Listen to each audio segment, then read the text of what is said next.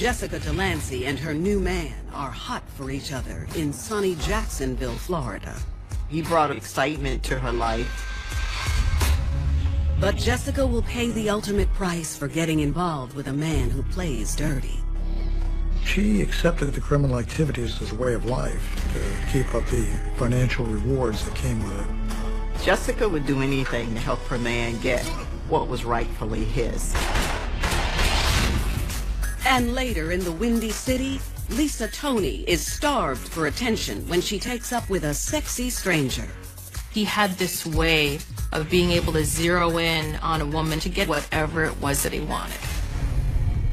And she'll do anything to give her new man what he wants. He was a fatal attraction. Lisa was going to be his next victim. For as long as she can remember, Jessica Delancy of Picketteville, Georgia, has only known what it's like to feel unwanted and alone. She was abandoned by her mother. Jessica's father was abusive, and he was an alcoholic. Jessica's grandmother is left to care for her, but pays little attention to her needs. She had no home life whatsoever. There was no one there to help direct her. There wasn't a lot of things in her environment that could reinforce her in a positive way. Despite her circumstances, Jessica still holds out hope that one day she'll get far away from Picketteville. Daydreaming is certainly a coping mechanism because she felt neglected and abandoned. And for Jessica, that daydream, that fantasy, the constant fantasy she had in her mind was to be wanted and to be loved. Fresh out of high school, 17-year-old Jessica marries the first man who catches her eye. He whisks her away to Jacksonville, 10 miles down the road. She's desperately looking for somebody to love and accept her. He didn't treat her very well. Not long after that, he left her with a son to take care of on her own. A year after leaving home, Jessica is already looking for a fresh start. She and her son move in with a friend who works as an exotic dancer, and Jessica signs up for classes at the local community college. She was trying to better herself by getting an education. She was going to school to be a certified nursing assistant, but she had some difficulties to pay for those education programs. With her bills piling up, Jessica's new roommate suggests a way to fix her money problems. She had no real way of making a living. Her friend told Jessica the fastest way you can make this cash is to come and work at the strip club. Jessica takes her friend's advice and makes her way to the dance floor. She worked as an exotic dancer at one of the local clubs here. She was an attractive girl. She did very well financially. She walks away in the evening and has cash in her pocket that she can now spend freely. Jessica drops out of school to focus full-time on making money at the club.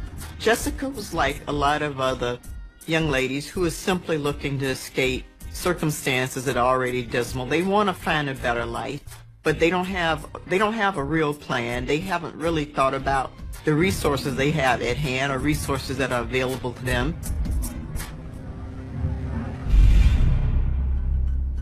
But there are drawbacks that come with her new lifestyle that affect her now 2-year-old child.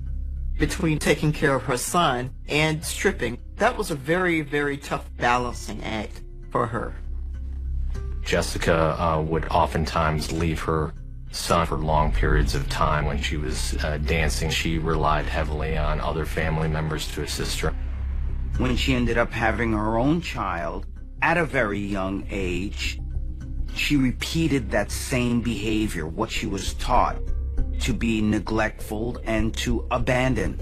And therefore she did the same to her child by passing the care of that child on to her family. The last thing Jessica expects to find stripping is love. But that's exactly what happens when, a month into her new job, she spies 19-year-old drug dealer Derek Goldson. Derek took a fancy to Jessica and they struck up conversation. They exchanged phone numbers that night. And Jessica and Derek, from then on out, You know, they started a relationship. And it isn't long before the only place Jessica wants to be is by the side of her new man. Derek had large amounts of cash because of his involvement in the drug trade. The combination of being a decent-looking guy and having substantially more money than she was ever earning as an exotic dancer, it was almost too much to resist.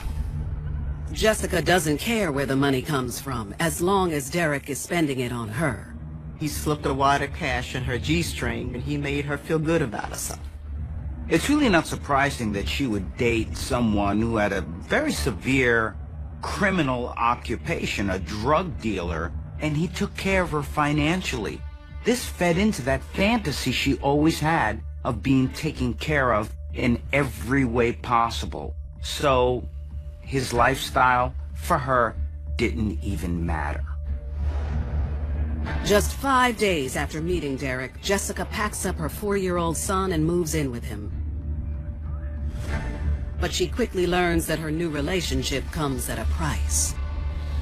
Not long after Jessica realized that he was a very controlling person, he told her that she had to stop working at the strip club. She's his woman. He doesn't want other men looking at her. Derek promised to support her and her son, so she quit her job as a dancer.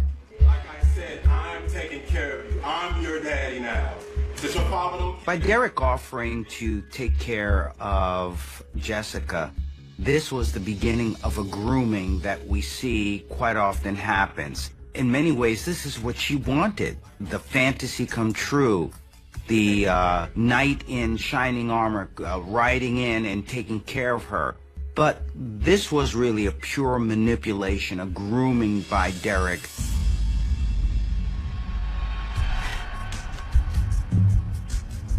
Derek is not only a control freak, he's also a drug dealer who's addicted to his own product. Whenever Derek would use cocaine, he would have a short temper and he would become very volatile. On multiple occasions, he would blacken her eye or bloody her lip. She didn't try to get out of that situation because at that point, him taking care of her and her son, she probably saw it as a necessary evil. By Jessica growing up in a home where her father was missing, the affection of a father, the role modeling of a father as to what a relationship should be, in this case between a man and a woman, Jessica didn't know what a healthy relationship was. Despite Derek's abusive behavior, Jessica stays in the relationship, and within a few months, she finds herself in a new line of work. Derek had Jessica working for him. She would frequently drive him to places to pick up drugs and to drop off drugs. The main person that Jessica and Derek dealt with was a guy by the name of Reggie. Reggie acts as Derek's main supplier, and their business relationship seems to run smoothly, until the night that Reggie sells Derek a batch of bad crack cocaine. Derek was cooking up the substance on the stove, and the product turned into mush. So he says, well, I can't go out and sell this. This turned into a $1,000 loss. He became very irate. He was saying that he was going to go over and force Reggie to make this thing right. I'm gonna get his ass. We're gonna get his ass. As a drug dealer, your reputation is on the line. You have to do something extreme to make the person pay for it. Derek will not rest until he can recoup his cash. He comes up with a plan to steal his money back from Reggie, and Jessica is eager to help him. Jessica's looking at this as, we're going to do anything we need to do to get this money. You with it? Yeah, come on, of course. She's saying, this is my man, and I'm going to do what I need to do to keep it all good with him. The couple decides to disguise their appearance in order to take Reggie by surprise. So at that point, they really take on this Bonnie and Clyde persona. Derek put on a black knit cap over his face, and Jessica donned a blonde wig. Then they drive to Reggie's house, and while they wait outside for him to show up, Derek works out one last detail with Jessica. Derek had a AK-47. He provided Jessica with a .45 caliber handgun. This is a guy she's known for 4 months. He's now asking her to commit a crime. She could have withdrawn at that point. She could have said, no, don't give me that gun. I don't want to do this. Derek says, Jessica, this gun is for your protection. That's when it really becomes all real to Jessica. She takes the gun. It's quite obvious that Jessica has the same mind frame at this point as Derek. She was willing to commit murder in order to please him, but to also let him know that she was an equal partner in their crime. And when Reggie shows, Jessica continues to follow Derek's lead. At that point, he was confronted by Derek and Jessica at gunpoint, and that he forced him inside of the house.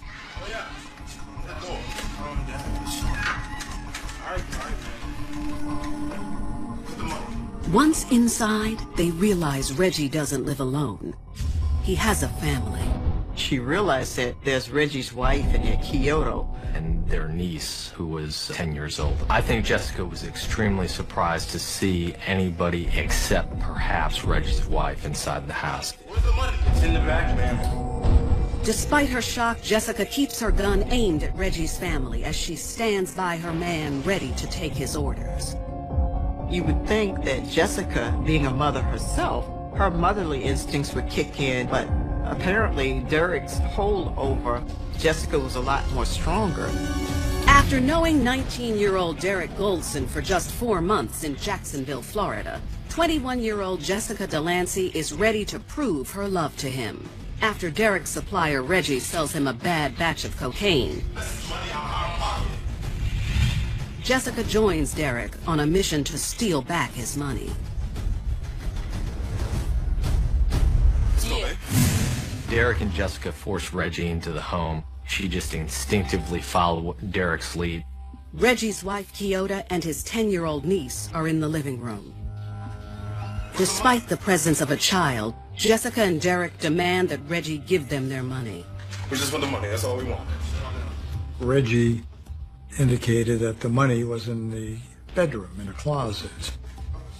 Jessica went to look for it while Derek kept Reggie and Kyoto in the living room. While Jessica is searching for the drugs and money, she hears Derek cry out to her. When she runs back in, she sees a struggle ensuing between Reggie and Derek. They're fighting over the gun. Derek is trying to give Jessica commands about what to do as he's wrestling with Reggie. Jessica manages to shoot Reggie once in the back. As Reggie fell to the floor, Derek then took control of the rifle and then executed him. Jessica and Derek are clearly working as a team. She's willing to do anything to fortify their relationship. What do we do now?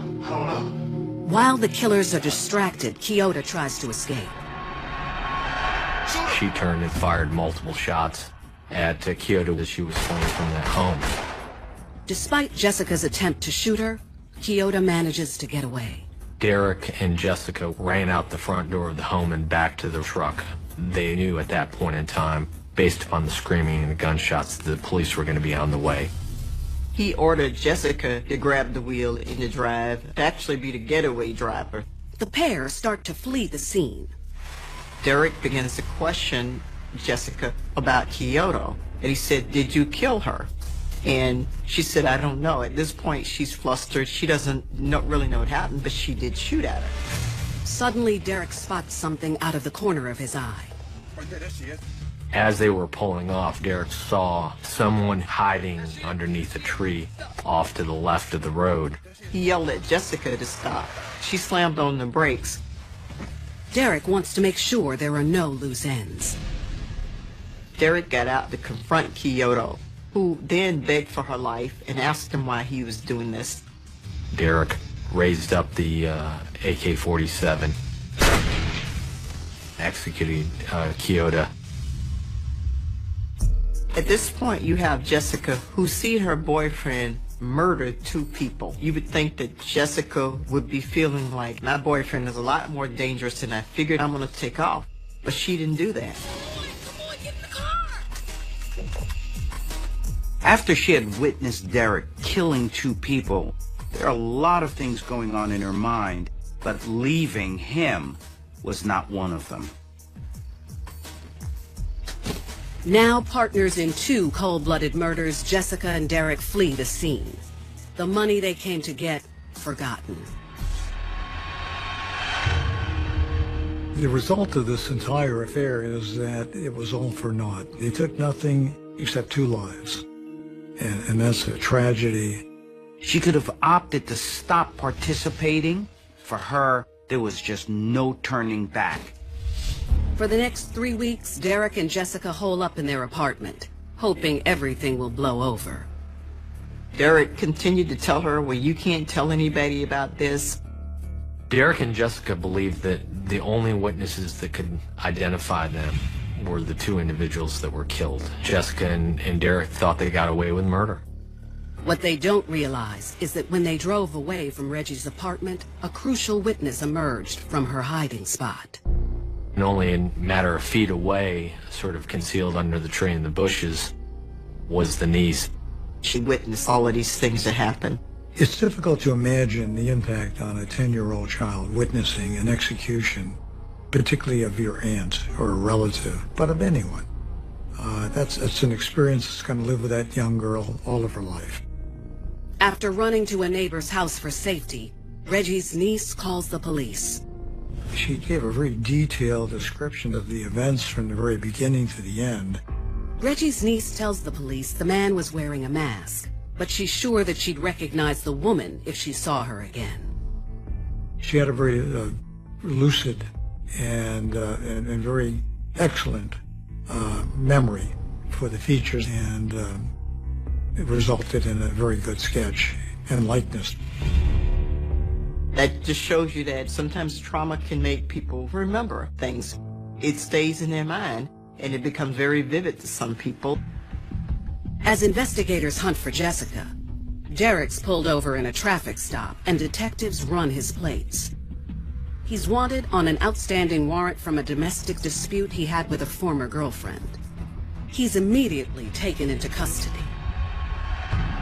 Now at this point, the police don't know that Derek is the guy they're looking for. He calls Jessica and asks her to go to his best friend's Garrett house to get this bail money for him. When Jessica arrives at Garrett's house to collect the money, she's unprepared for who she'll meet there. Garrett was actually dating the sister of Kyoto Williams. When she goes to the house, there are friends of Kyoto who are going to her funeral. And one guest in particular catches Jessica by surprise, Reggie's niece. And later, in Chicago, Lisa Toney leaves her husband for another man, with explosive results. She wanted him dead, and sooner the better. He was like a shadow moving through the night. I mean, he could have walked up to him and blew his brains out, but he did not. He devised what he considered a perfect crime by sending him a package with a bomb in it. Lisa would have her life turned upside down by a master of manipulation. To prove her love to Derek, Jessica got a tattoo of him on her neck. Derek got a tattoo of Jessica on him as well, a binding kind of connection to each other, that they were going to be together forever.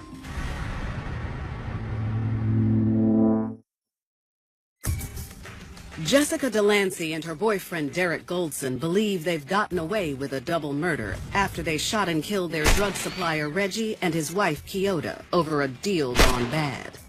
But when Derek gets thrown in jail on an unrelated charge, their quest for money will be their undoing.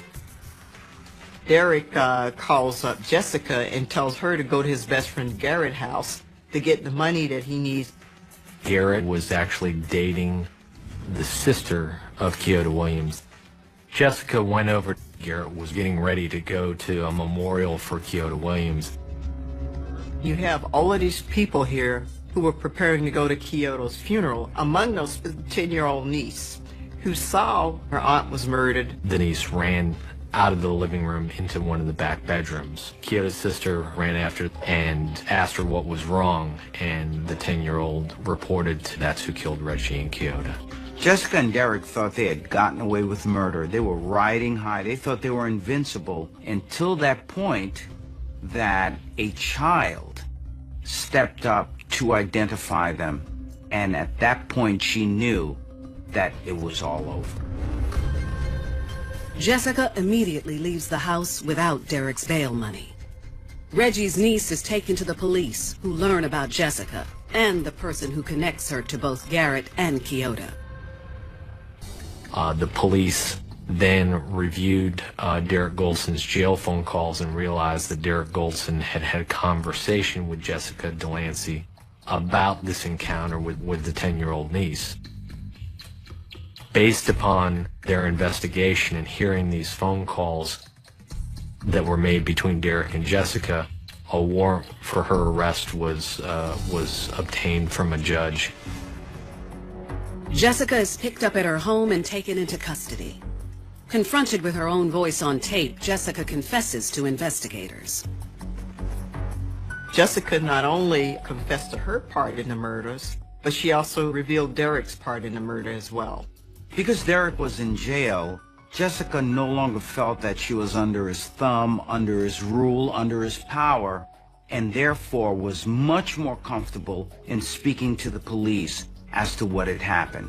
At this point, she was going to look out for herself and without the fear of retribution from Derek.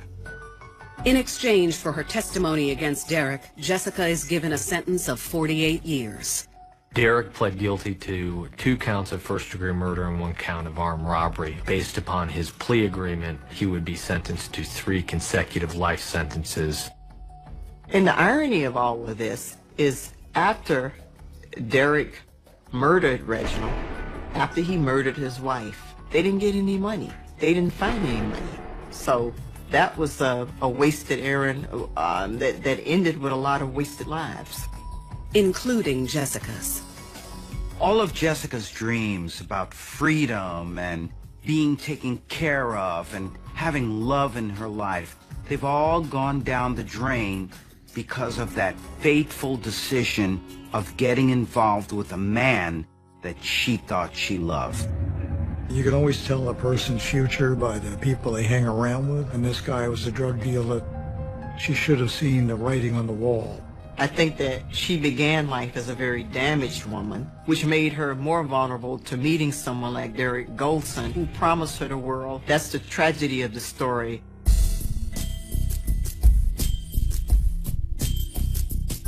Like Jessica Delancy, Chicagoan Lisa Toney also has a taste for the fast life.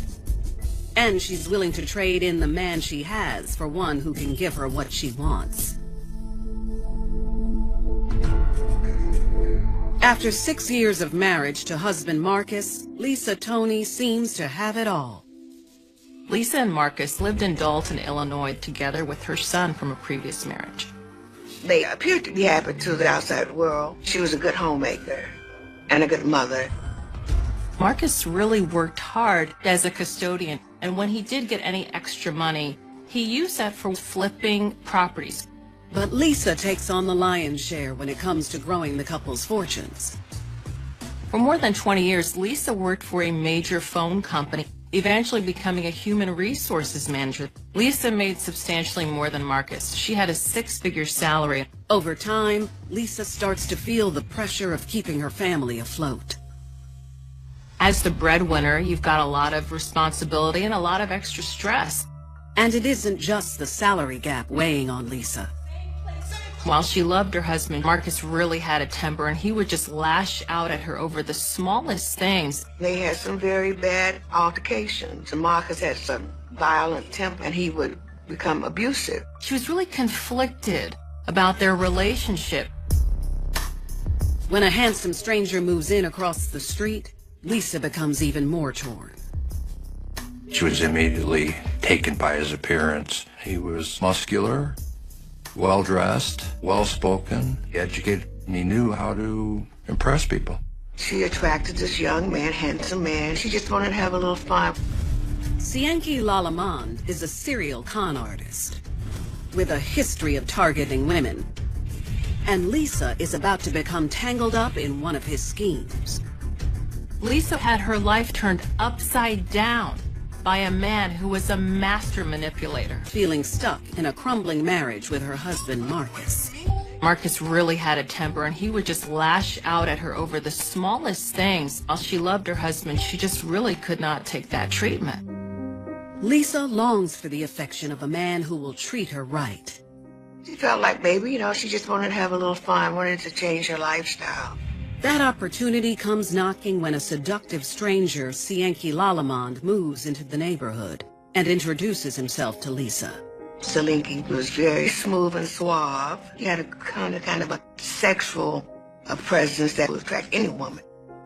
He said that he was a financial consultant, and he started asking her, hey, how's your credit? She said, it's not very good, and he said, well, I can help you fix that. He gave her his card and said, call me. Lisa takes Cienki up on his offer, and it isn't long before she's revealing her personal problems that also need fixing. Cienki jumps at the chance to help Lisa take her mind off her troubled marriage. He went through the courting process like any man would do. He wined and dined her and wooed her with gifts and flowers. Their relationship kind of changed after a short while from someone she'd see in the neighborhood. There were romantic getaways. She attracted this young man, handsome man, who was obviously very sexy. To Lisa, Cienki is everything her husband is not. He's an attentive lover and flush with cash. And Marcus seems oblivious to Lisa's secret meetings with him. Lisa was taken with this man's grand romantic gestures because this is something that she felt that she needed. But he wasn't doing it out of the kindness or generosity of his heart. He was doing it so that he can get her to do anything he wanted later on. Cienki knows all the right moves to get Lisa to melt in the palm of his hands. But what looks like the start of a passionate affair is really just a con man's ploy to tee up his next score. Cienki was a career criminal and quite often took advantage of women. That was his ploy, that was his game, that's what he was really good at. And he found the perfect victim in Lisa, because here was a woman who was having all sorts of marital issues and felt very unfulfilled in her marriage. What Lisa doesn't know is that all this romance comes with a price. He knew from the beginning that Lisa was basically going to be a huge gold mine. Marcus had a steady job. He did have good credit. He had property. He was the kind of person that credit card companies are eager to give credit to. Cienki took full advantage of that. When he agreed to help her correct her credit, he also inquired about Marcus. Well, he's a janitor. He would ask Lisa stuff about my mother's maiden name and all that stuff, and Marcus' mother's maiden name, including his social security number. Lisa gave him all of her financial information. She would basically do whatever it was that he asked. Cienki had this way of being able to zero in on a woman and be able to get that person to do whatever it was that he wanted. With an all-access pass to Marcus's personal information, Cienki gets to work, taking over his identity. Cienki was a master identity thief. He created a false driver's license with Marcus Toney's name on it and Cienki's picture. Cienki opened up a P.O. box in a mailing facility in Marcus Toney's name. He could easily receive and be accessible to Marcus's mail without any questions being asked. Cienki has already done all the work needed to prosper at Marcus's expense. When Lisa tells him she's had enough of her marriage and wants to start a new life with him, that's when Cienki lets Lisa in on his shady dealings. She implied that she wanted to do something negative or harmful to Marcus. And Cienki explained to her, rather than physically harming him, it would be much better to steal from him. When Cienki confesses to Lisa that he's already laid the groundwork to rob Marcus blind, she tells him that she wants in on the action. Almost any woman involved in an affair who finds out that their boyfriend is trying to financially defraud their husband would be upset and want to get out of that as quickly as possible. But Lisa, surprisingly, went along with it. She was in favor of that. She felt that this was her way of getting back at him. It was perfect combination of factors for her. It went beyond just having some sex on the side to wanting to financially destroy her husband. She wanted to humiliate him. Now that Lisa's in on the con, the sky's the limit. And for the next 6 months, the conniving couple goes on an all-out spending spree. Marcus had at least 9 different credit cards opened in his name, charges soaring up to at least $200,000. Marcus was oblivious to the fraud. Lisa was going about everyday life as if nothing had happened. She's never displayed any regrets about stealing from Marcus. She thought she was justified, that he deserved what was happening to him, and she deserved the good things that were coming from him. Lisa was so deep into this extramarital affair with Cianci that she was oblivious to the fact that the debt that she was creating for her husband, the financial ruin she was creating for her husband, she would be responsible for at some point, because legally she'd have to help pay that off. 7 months into their spending spree, Lisa decides it's time to show Marcus the door. Lisa threw him out. She told him, go live in one of your rental apartments and get out. She threatened him with divorce. Marcus didn't want to go. He loved her and thought they could work out whatever the problems. That's when Lisa tells him that she's already moved on. Lisa was able to tell her husband about this infidelity because of the years of abuse she suffered at his hands. So in some ways, this might have been the final kiss-off, the revenge, by letting him know not only was she free of him, but she found someone who she felt was a much better person. And when Marcus discovers the second part of his wife's betrayal, Lisa will stop at nothing to protect her new man. Marcus was starting to become aware that maybe he and Lisa had something to do with this. They came up with a plan so they wouldn't get caught. Delancy had a great amount of power over Lisa that caused Lisa to act the way she did. And Marcus out of the house in Chicago. Lisa Toney is having the time of her life with con artist Cianci Lalamond. Lisa and her new man are living the high life, literally at Marcus's expense. She had expensive jewelry, beautiful clothes, luxury hotel stays. This was not the life that she had been used to.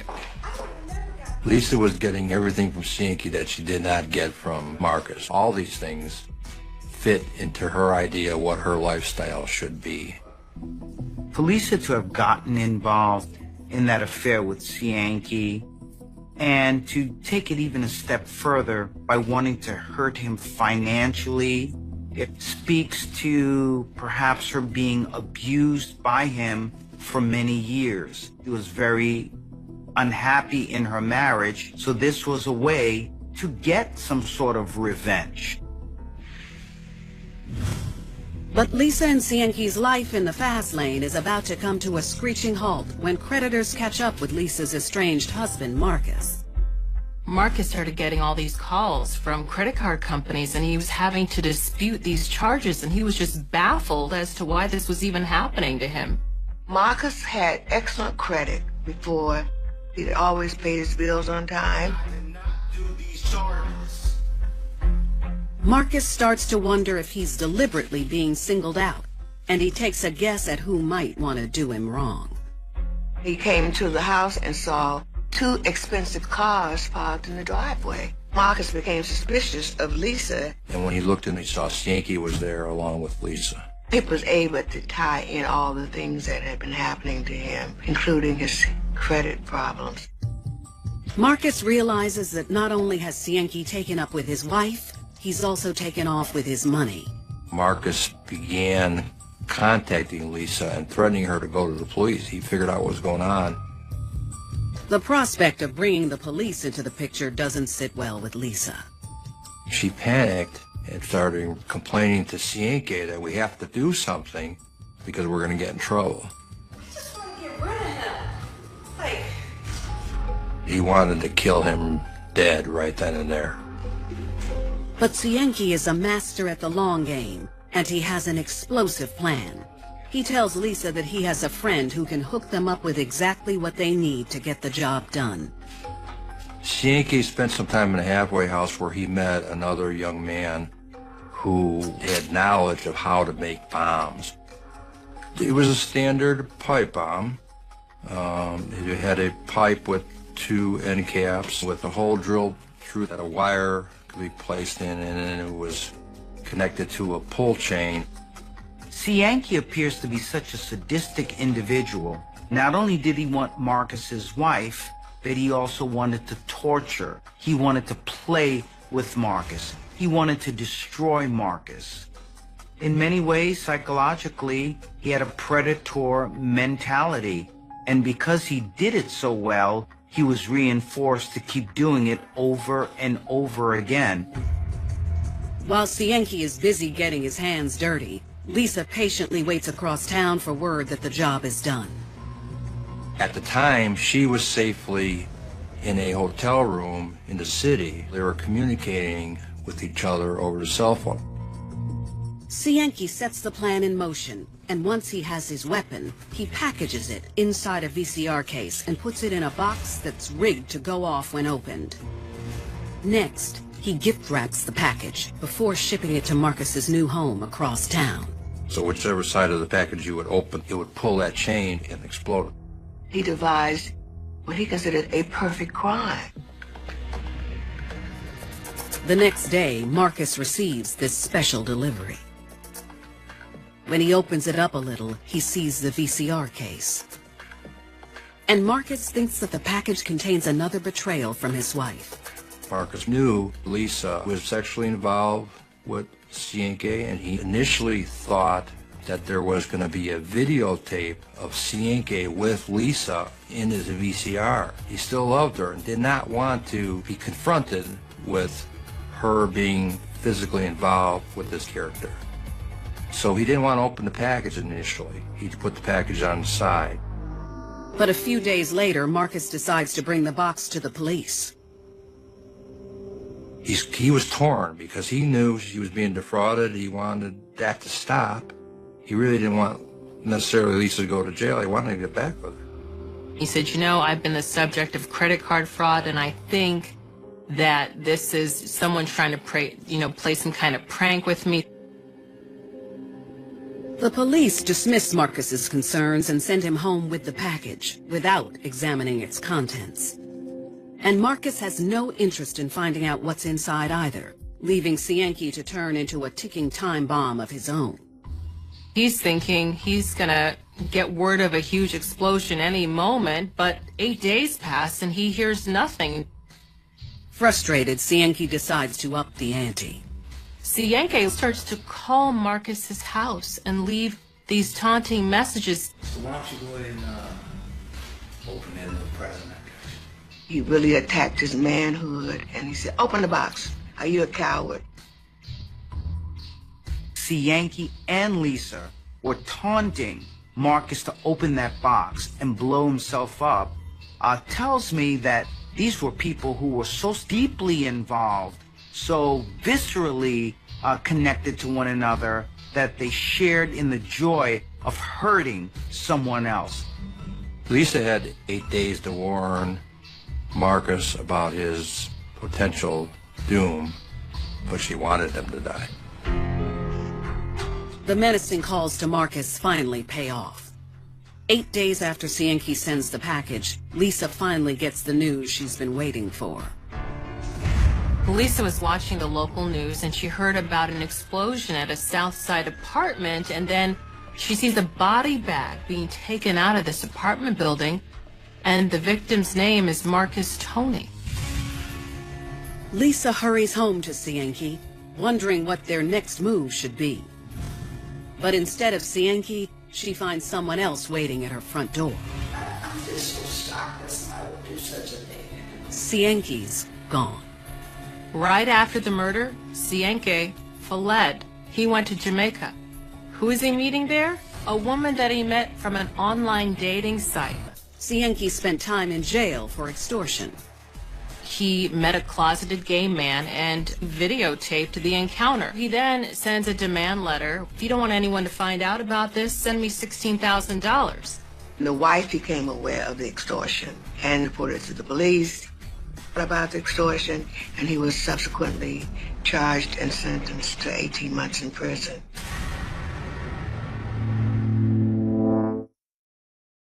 After Marcus Toney is killed by a pipe bomb mailed to him by his estranged wife Lisa and her lover Cianci Lalamond, Lisa Toney finds herself facing some tough questioning from law enforcement. Well, Lisa became a suspect almost immediately because we knew that this fraud activity was going on. And they also knew about the voicemail messages. The Chicago police, they started putting two and two together. They took her in. She was held for a substantial period of time. The police decided to break her. She became very upset. While Lisa's taking the heat for her husband's murder, Cianci has already moved on with a woman he met online. Lisa eventually found out she wasn't the only woman for Cianci. She was one in a long line of women who had been duped and had been conned. Cianci was such a manipulator, such a womanizer. And even though Lisa's been left holding the bag, she's still not ready to turn on her man. 2 days into her questioning by police, Lisa continues to maintain her innocence, insisting that she had nothing to do with her husband's murder. She agreed to take a polygraph test, and she failed. And that made the investigators more focused on her involvement in the case. Detectives decide to turn up the heat and share with her the grisly details of Marcus's death.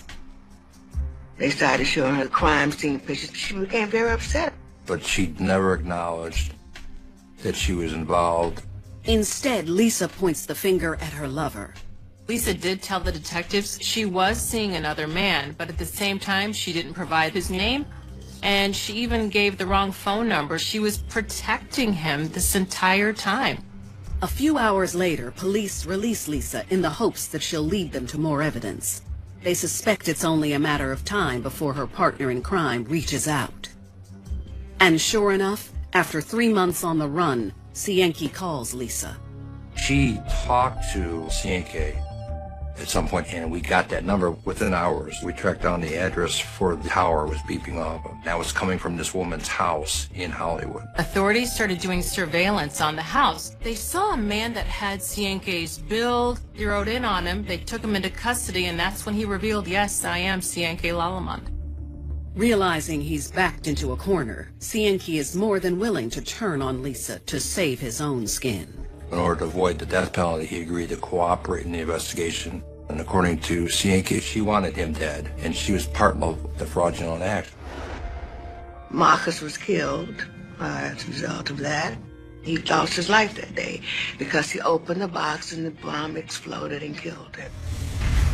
A month after his death, based on the strength of Cianci's testimony, Lisa is arrested and charged with credit card fraud and the murder of her husband, Marcus. But at trial, Lisa claims that she was just as much a victim as her husband. She was fatally attracted to him, but as to his criminal activities, she had no knowledge nor participated in the homicide of her husband.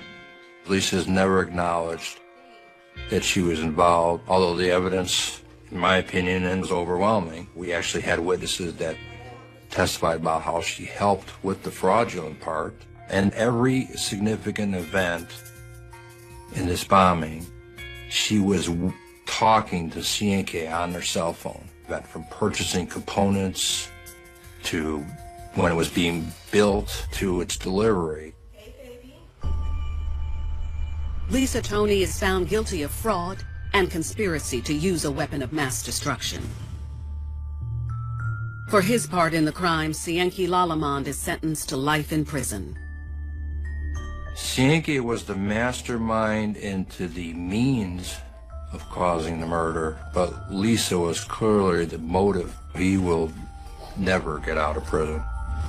Lisa is sentenced to life in prison without parole. The biting, sub-zero winds of a brutal Chicago December in 1999 did not just freeze the waters of Lake Michigan. They seemed to solidify a dark, impenetrable terror that would wrap its icy fingers around the heart of the city for nearly 3 decades. It was the absolute cusp of the millennium, a time of roaring celebrations, neon countdowns, and the collective euphoria of a new era, but inside a majestic, 3-story brownstone mansion in the historic, wealthy enclave of Gold Coast, a horrifying, silent execution was being meticulously carried out behind velvet curtains.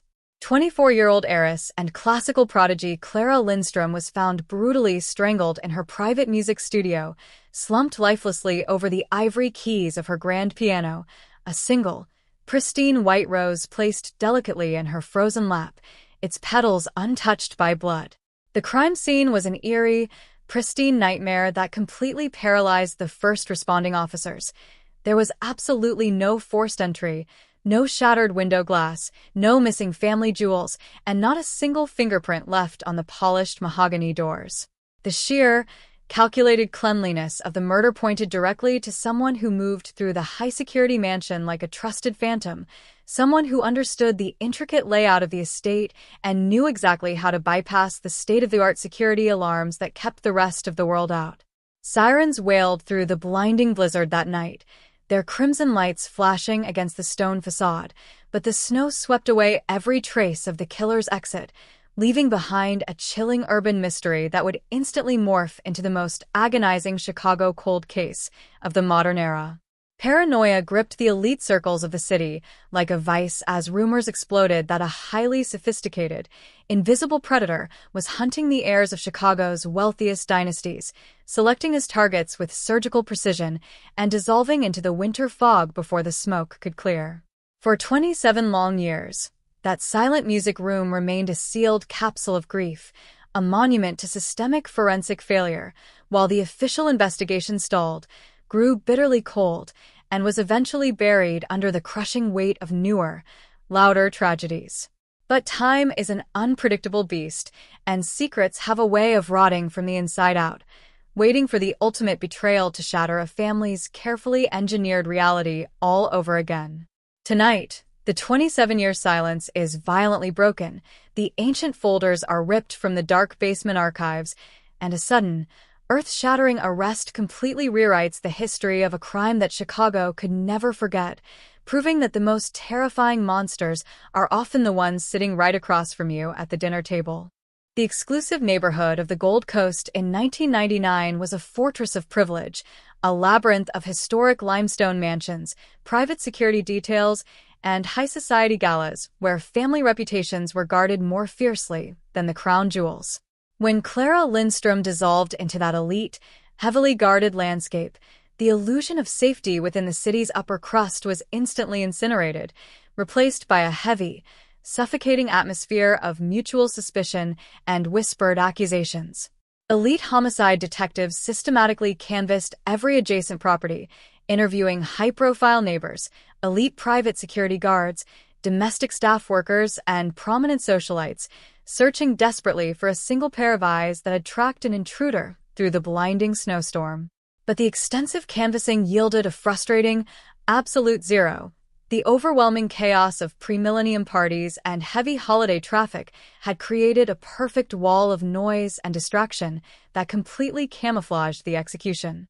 Forensic teams combed through the music studio for weeks, applying primitive digital extraction tools to her personal landline records and searching for latent biological markers or stray fibers that might belong to an uninvited guest.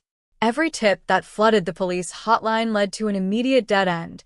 Every suspected stalker turned out to be a false alarm. Every shadow in the alleyway behind the mansion remained a phantom. The complete lack of physical evidence forced investigators to face a terrifying reality. They were dealing with someone who possessed internal access, someone who moved through the mansion without triggering a single defensive reaction from Clara or the family's guard dogs. Months bled into grueling, silent years, and the initial frenzied energy of the investigation slowly cooled into the agonizing stagnation of a frozen folder, leaving Clara's surviving relatives to drown in a perpetual purgatory of unspoken blame and mounting hostility. Her father, a prominent real estate tycoon, spent his remaining fortunes on international private intelligence firms, refused to touch a single object inside the music studio, and kept a continuous, desperate vigil by the telephone until his death, praying for a breakthrough that seemed increasingly impossible as the years marched relentlessly forward. The file grew thick with useless reports, dead-end leads, and heartbreaking letters from a community paralyzed by fear, before being boxed up, labeled, and buried in the basement archives of police headquarters. By the arrival of the mid-2010s, the Lindstrom murder had transitioned from an active investigation into a legendary, unresolvable mystery that defined the strict limitations of early digital-era forensics. The world outside changed dramatically. Technology leaped forward, data analytics evolved, and surveillance networks became ubiquitous, yet the evidence from 1999 remained locked in stasis, a static collection of old photographs and yellowed notes. Generation after generation of cold case investigators would occasionally pull the dusty box from the dark shelves, staring at Clara's smiling portrait, searching for the microscopic flaw in the original timeline that had allowed a monster to escape into the free air. Paranoia within the Gold Coast gradually faded into a distant, historical scar, but the trauma had permanently altered the security infrastructure of the city's elite, forcing the installation of high-definition camera grids and biometric locks throughout the historic estates. Clara's brother, Arthur Lindstrom, who had inherited the family's real estate empire and the massive brownstone mansion, became a prominent public advocate for cold case victims, funding specialized task forces and keeping his sister's memory alive through highly publicized charity galas. He consistently pressured the police department to apply newly developed forensic tools to the ancient physical evidence, presenting himself as a tireless crusader for justice who refused to let his sister's killer rest easy. But without a fresh lead, a weapon, or a definitive forensic match, the state's case remained an unassailable fortress of doubt, a tragic puzzle waiting for a catalyst that no one could have possibly predicted. The catalyst did not emerge from a laboratory breakthrough, a sudden DNA match, or a meticulously planned police raid, but from the sterile, hushed confines of a high-security safe deposit box opened after a tragic death in late 2025. An elderly housekeeper who had served the Lindstrom family for 40 years passed away, leaving behind a strict legal will that directed her attorney to hand over a sealed leather satchel to the Chicago Police Cold Case Unit only after her burial. Inside that satchel lay a diary from the winter of 1999, containing detailed, daily logs of the internal movements within the Lindstrom mansion that had never been shared with the original detectives out of pure, mortal terror. The housekeeper had written about a fierce, violent argument that had broken out inside the mansion just hours before Clara's murder, an intense, explosive clash over the family's multi-million-dollar inheritance and a secret recording Clara threatened to expose to the authorities. When the veteran cold case detective opened the faded pages, the handwritten text revealed a chilling, hyper-detailed timeline that completely shattered 27 years of investigative assumptions and sent shockwaves through the entire Chicago Police Department. The hidden diary entries were not vague, emotional rants. They were a chilling, precise record of familial betrayal that completely rewrote the history of the 1999 investigation, pointing the finger directly at the one person who had claimed to be the ultimate victim. The text detailed how Arthur Lindstrom had been facing catastrophic financial ruin due to massive, illegal offshore gambling debts that threatened to incinerate the family's real estate empire before he could inherit it. On the night of December 14, 1999, he had not been at an elite country club gala across town as his ironclad alibi had claimed. He had been seen slipping back into the mansion through the basement servant's entrance, his face masked in a cold, desperate rage. Clara had confronted him at her studio, refusing to sign over her portion of the estate and threatening to disinherit him entirely by presenting evidence of his fraud to their father the following morning. The banality of greed had fueled the confrontation, transforming a brilliant classical prodigy into a liability that needed to be permanently, violently erased from the ledger before the sun could rise over the city. With sickening, cold-blooded precision, the diary entries explained how Arthur had used his intimate knowledge of the mansion's blind spots to execute a perfect, low-profile execution that completely bypassed the primitive security layout of the late 90s. He had approached his sister while she was practicing at her piano, using his familiar presence to disarm her natural survival instincts for the critical seconds necessary to close the physical distance between them. In a fraction of a second, he had lunged forward with sudden, overwhelming violence, using his physical size to choke the life out of her before she could utter a single cry for help or launch a desperate struggle. He had then staged the scene with chilling artistic flair, placing the white rose in her lap to mimic the calling card of a mythical society predator, locked the studio door from the outside, and calmly walked out through the blizzard, using the heavy snow to delete his footprints and completely confuse the investigators who had swarmed the perimeter just 12 hours later. The revelation grew increasingly horrific as modern forensic technicians applied newly developed, ultra-sensitive MVAC wet vacuum DNA collection systems to the original white rose petals and the preserved silk scarf Clara had worn on the night of her death. For 27 years, traditional forensic swabbing had failed to extract a viable genetic profile from the delicate materials, but the modern technology managed to penetrate deep into the fabric matrix, pulling microscopic skin cell material that had been trapped for nearly 3 decades. The laboratory technicians worked through the night, processing the fragile genetic material through high-density sequencers and running a direct comparison against the modern biological profile of Arthur Lindstrom. The digital monitors quickly confirmed the housekeeper's written words, revealing an absolute, undeniable match. The biological signature trapped within the weave of the murder weapon belonged to the grieving brother with the mathematical certainty of 1 in 7.8 billion. The immediate fallout from the forensic match triggered a massive, high-intensity tactical mobilization in the wealthy suburbs of Chicago, shattering the morning peace of an exclusive gated community with the roaring arrival of black federal vehicles and state police cruisers. A specialized unit of heavily armed officers descended upon Arthur Lindstrom's sprawling multi-million-dollar estate, executing a high-priority arrest warrant that instantly brought down a 27-year lie. Arthur is taken into custody in his plush home office, surrounded by the very charity awards and cold case advocacy plaques he had used as his ultimate psychological camouflage for nearly 3 decades. The news of his arrest sent an electric jolt of absolute disbelief and profound horror through the city of Chicago, dominating every major media network under the Dawn DAP, rapid-fire banner. Chicago 1999 cold case solved. Family crusader exposed as sister's killer. For the remaining members of the Lindstrom social circle and the legal architects who had watched the folder gather dust for a generation, the sudden, shocking resolution brought an overwhelming wave of emotional vertigo that completely upended their reality. At the televised press conference later that afternoon, the chief of homicide displayed side-by-side images of Clara's 1999 funeral and Arthur's modern booking photograph, exposing the terrifying dichotomy of an urban predator who had used his sister's tragic death to build an unassailable reputation as a public savior.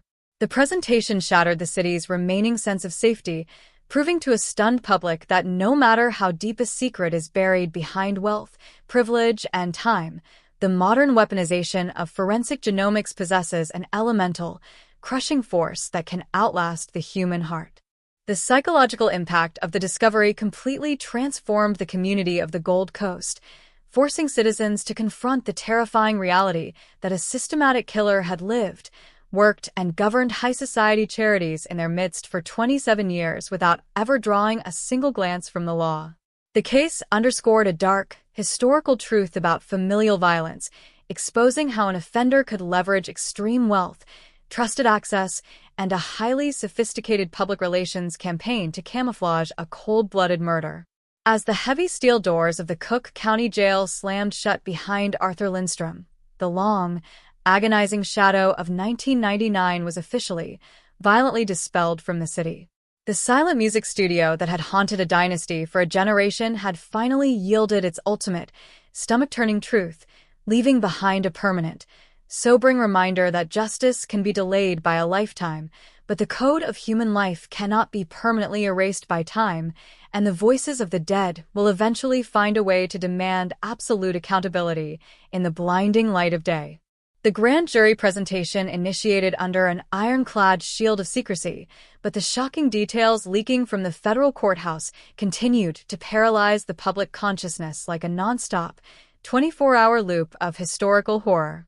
Prosecutors systematically laid out the timeline, using the housekeeper's hidden diary, the corporate bank records from 1999, and the mathematically indisputable DNA data to paint a picture of an apex predator who had spent his entire adult life playing the role of a grieving saint while holding the keys to his sister's tomb.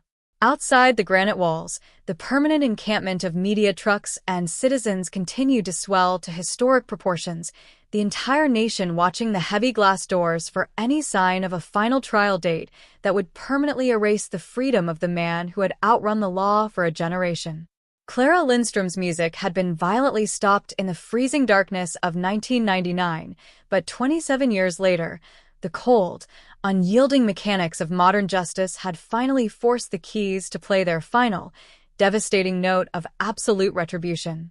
The legal machinery of the state of Illinois moved with a sudden, crushing velocity that left Arthur Lindstrom's highly compensated defense team completely paralyzed, their standard constitutional delaying tactics rendered entirely obsolete by the sheer mass of the scientific evidence.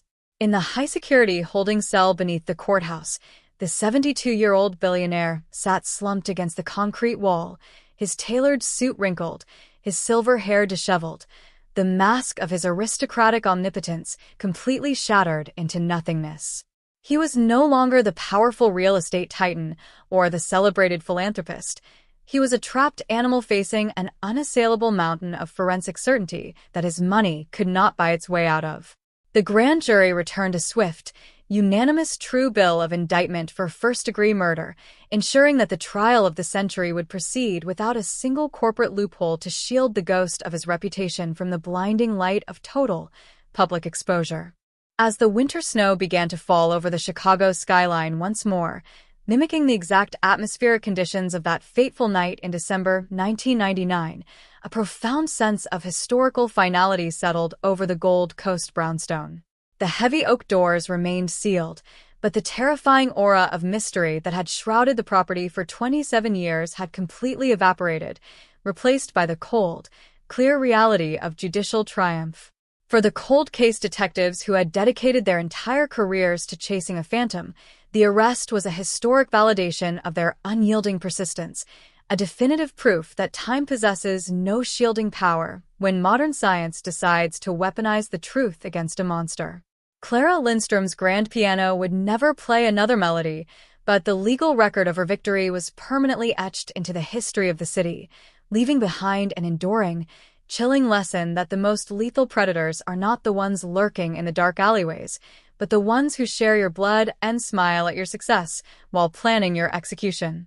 The mechanical hum of the digital forensic preservation units inside the Chicago Police Department's main laboratory vibrated through the sterile, fluorescent-lit air, filling the room with a heavy, clinical tension. For 27 years, the physical remnants of the Clara Lindstrom murder had been locked inside a standard, cardboard evidence box, labeled as a permanent cold case file, and buried deep within the climate-controlled vaults of the Cook County Basement Archives. To the casual observer, the faded plastic bags containing a dried, brittle white rose and a preserved silk scarf were nothing more than tragic relics of a bygone era, static symbols of a night when the city's elite security systems had utterly failed. But as the state-of-the-art MVAC wet vacuum extraction system was meticulously prepared by a specialized unit of molecular geneticists, the physical geometry of a multi-million-dollar familial deception began to systematically unravel. The technical mechanics required to execute this modern forensic extraction without destroying the fragile, nearly 3-decade-old biological material were incredibly complex, demanding a level of microscopic precision that was entirely science fiction in December 1999. Traditional forensic swabbing methods used at the turn of the millennium were only capable of collecting surface-level biological matter, completely missing the microscopic skin cells that became deeply embedded within the porous, woven matrix of high-end fabrics during a violent physical struggle. The MVAC system, operating as a high-velocity, sterile fluid extraction device, utilized a specialized pressurized spray to gently dislodge the trapped cellular material from the deep fibers of Clara's silk scarf before immediately vacuuming the solution into a sterile collection chamber. Every square centimeter of the fabric was systematically scanned under intense ultraviolet light arrays, mapping out the precise physical touchpoints where the killer's hands had clamped down to extinguish the brilliant life of the classical prodigy. Outside the secure perimeter of the police headquarters, behind the double-layered rings of heavy yellow crime scene tape that blocked off the media access corridors, a massive sea of news trucks, legal analysts, and stunned Gold Coast residents braved the biting Chicago wind.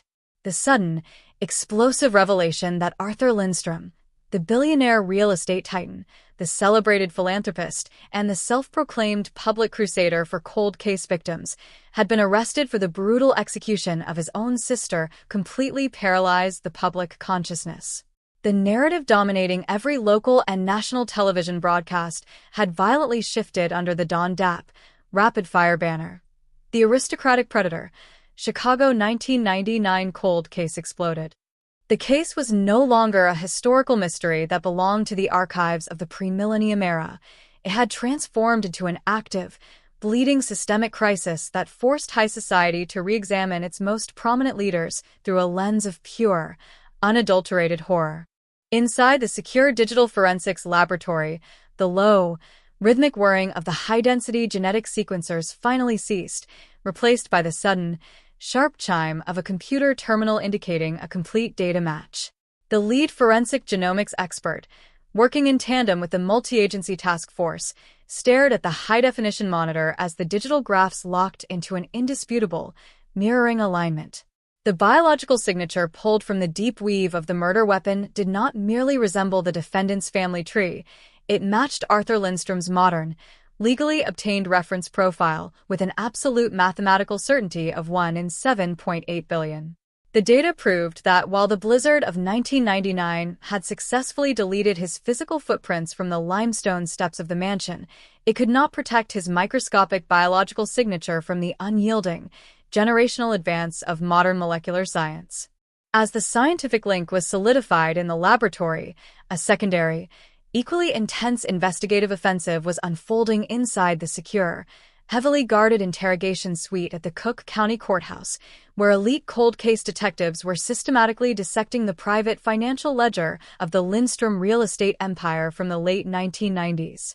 The long-hidden diaries of the family's deceased housekeeper had provided the initial, devastating roadmap, but it was the digital reconstruction of offshore banking records, hidden wire transfers, and fraudulent corporate loan applications that provided the ultimate, undeniable motive for the execution. Financial analysts uncovered a massive, clandestine network of illegal gambling debts and failed international real estate speculations that had placed Arthur Lindstrom on the absolute brink of total financial annihilation just days before Clara was murdered. The financial data revealed a chillingly calculated, cold-blooded timeline of desperation that completely destroyed the ironclad alibi Arthur had presented to investigators 27 years prior. In December 1999, Arthur had claimed to be attending an elite charity gala across town at the exact hour his sister was killed, a claim that was backed up by prominent socialites who remembered seeing him briefly during the crowded, chaotic event. But the digital reconstruction of cellular tower pings, private black car service logs, and internal mansion security bypass codes proved that he had slipped away from the gala during the height of the pre-millennium distractions, utilizing his personal vehicle to navigate the snow-slicked streets back to the Gold Coast mansion. He had entered through the basement servant's entrance, using his intimate knowledge of the home's blind spots to execute the crime, before calmly returning to the country club gala to ensure his presence was documented by the high society crowd. The psychological profile that emerged from the task force's deep dive was that of an incredibly disciplined, compartmentalized sociopath, a man who was capable of executing his own sister for financial preservation, and then utilizing her tragic death as a personal public relations platform to elevate his social status for nearly 3 decades. By funding cold case task forces, hosting massive charity galas in Clara's name, and publicly demanding justice from successive police chiefs, Arthur had managed to position himself as the ultimate victim, completely insulated from suspicion by a wall of manufactured grief and extreme wealth. He had integrated his dark secrets so deeply into his ordinary, aristocratic routine that he had truly believed the law could never touch him, unaware that the silent, preserved white rose in Clara's lap would eventually act as the ultimate forensic anchor to pull his empire of lies into the blinding light of public execution. Back outside the courthouse steps, Julian Vance, a veteran investigative journalist who had followed the Lindstrom mystery since the first sirens wailed in 1999, stood before a wall of cameras, his face a portrait of profound weariness, but unyielding, investigative triumph. He detailed for the watching public how the extreme wealth and political influence of the Lindstrom dynasty had effectively paralyzed the original homicide investigation, creating a systemic barrier that traditional police work simply could not penetrate at the turn of the millennium. The money didn't buy safety forever, Vance declared, his voice carrying an immense weight of authority that echoed through the crowded city streets. It bought 27 years of stolen luxury, 27 years of public praise, but it could not buy its way out of the math of human inheritance. The code of human life is spoken, the stone fortress has been breached, and the man who spent a lifetime hiding behind his sister's ghost is finally going to face the judgment of a jury of his peers. The digital clock on the wall of the Cook County State's Attorney's high-security war room ticked past 3 a.m., its steady, green glow illuminating a room that had become the clinical epicenter of a historic societal collapse. For 27 years, Arthur Lindstrom had slept soundly within the gilded borders of the Gold Coast, his multi-billion-dollar empire shielded by a dense wall of political connections, high society charity checks, and a carefully manufactured image of deep, generational grief. But inside the sterile, paper-choked confines of the prosecution's headquarters, that shield was being systematically ground to dust beneath the weight of absolute, unassailable financial informatics.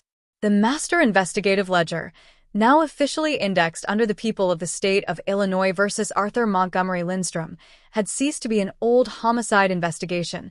It had transformed into a clinical, digital autopsy of a family dynasty built on a foundation of pure, cold-blooded asset elimination.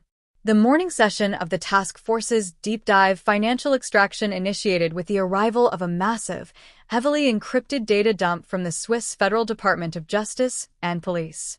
Under international forensic accounting treaties that had newly evolved by 2026, the state had successfully pierced the historic, double-blind anonymity of offshore shell corporations registered in Zurich and the Cayman Islands during the absolute winter of 1999.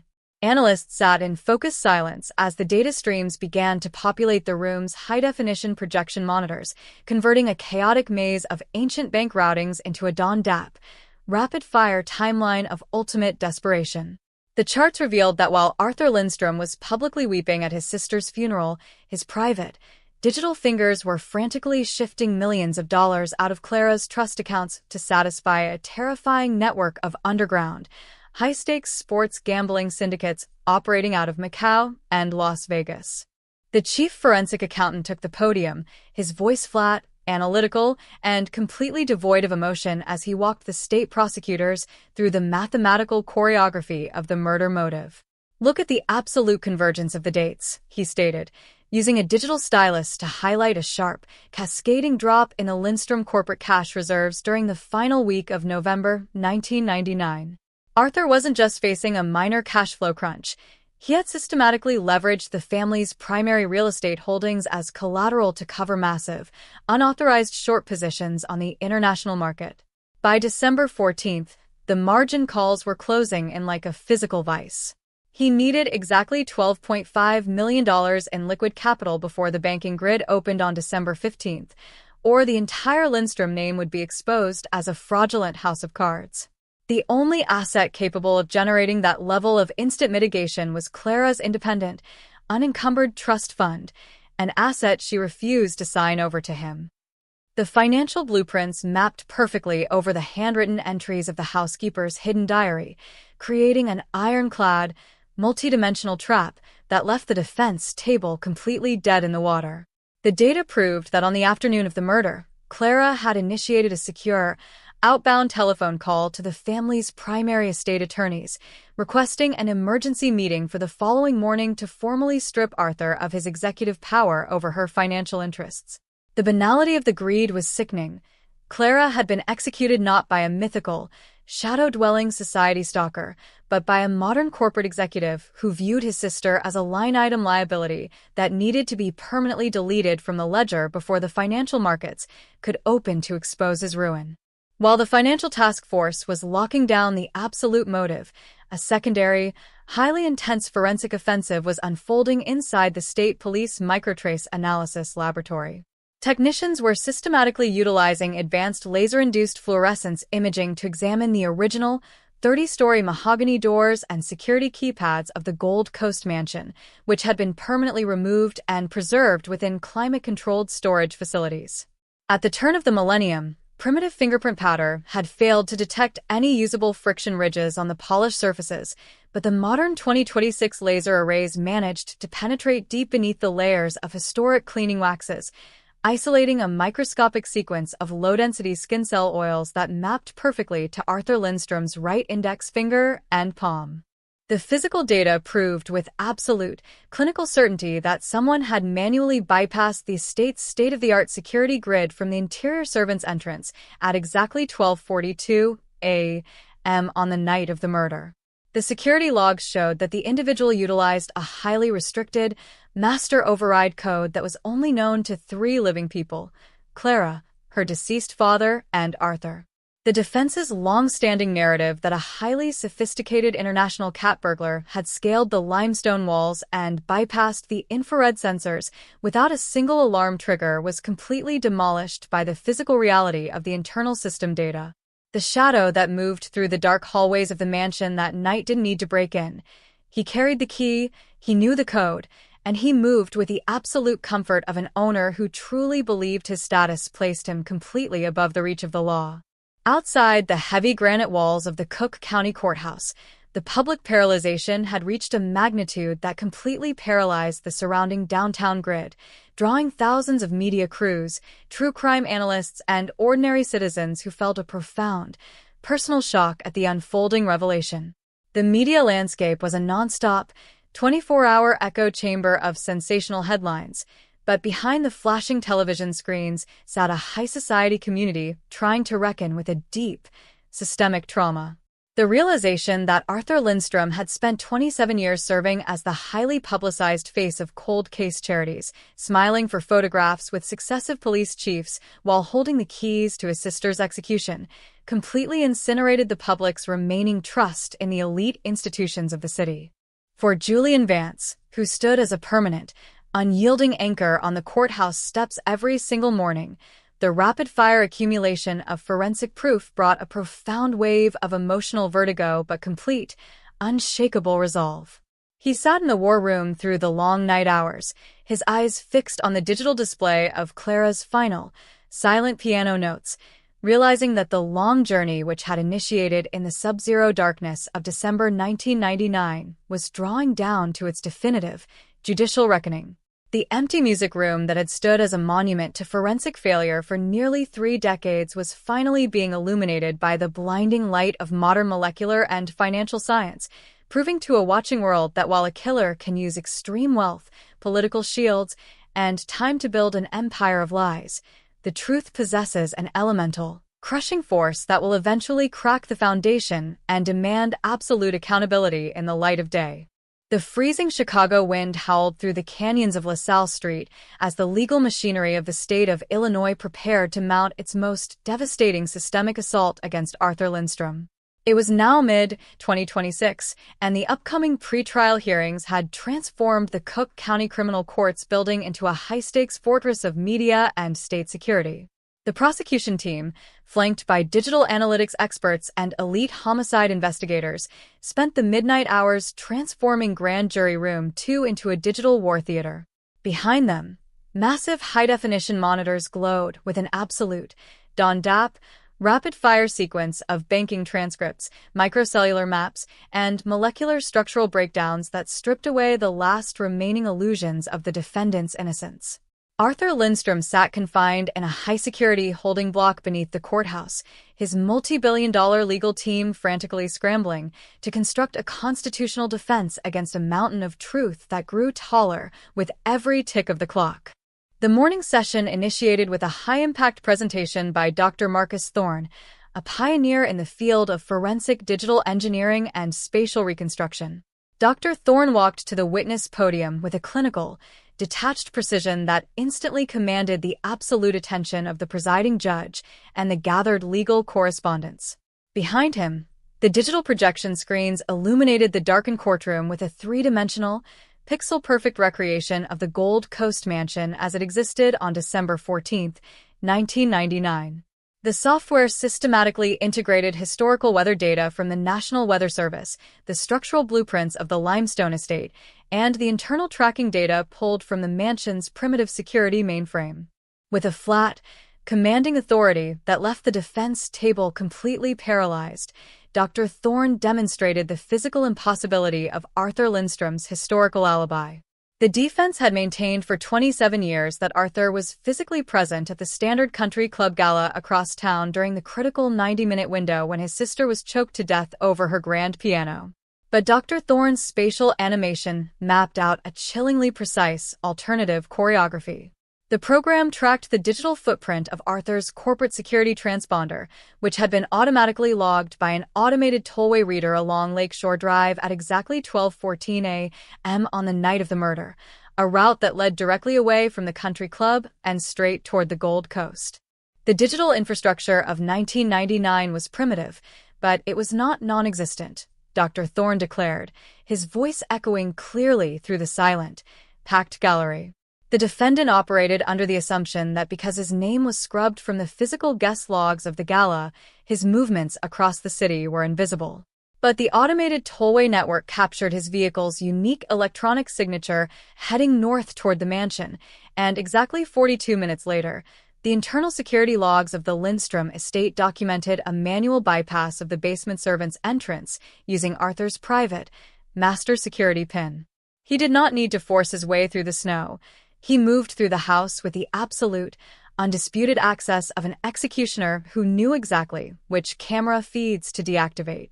The physical evidence presentation reached its absolute, suffocating peak when the prosecution team introduced the physical contents of the deceased housekeeper's leather satchel into the official record. The original, handwritten diary from December 1999 sat beneath a thick pane of high-impact ballistic glass on the evidence cart, its faded ink pages serving as a devastating, multi-generational voice from the grave. The prosecution's lead investigator read aloud a sequence of daily logs from the week leading up to the murder, detailing a terrifying pattern of hidden domestic terror, corporate blackmail, and financial desperation that had been completely hidden from the original homicide detectives out of pure, mortal fear. The diary entries exposed a series of intense, violent confrontations between Arthur and Clara over the secret recording Clara had captured on her studio dictaphone, a recording that documented Arthur admitting to a massive, illegal corporate embezzlement scheme that threatened to destroy the family's entire real estate empire. According to the housekeeper's logs, Clara had given her brother a strict, 24-hour ultimatum to turn himself into federal regulators before she presented the digital files to their father. The banality of the greed was sickening.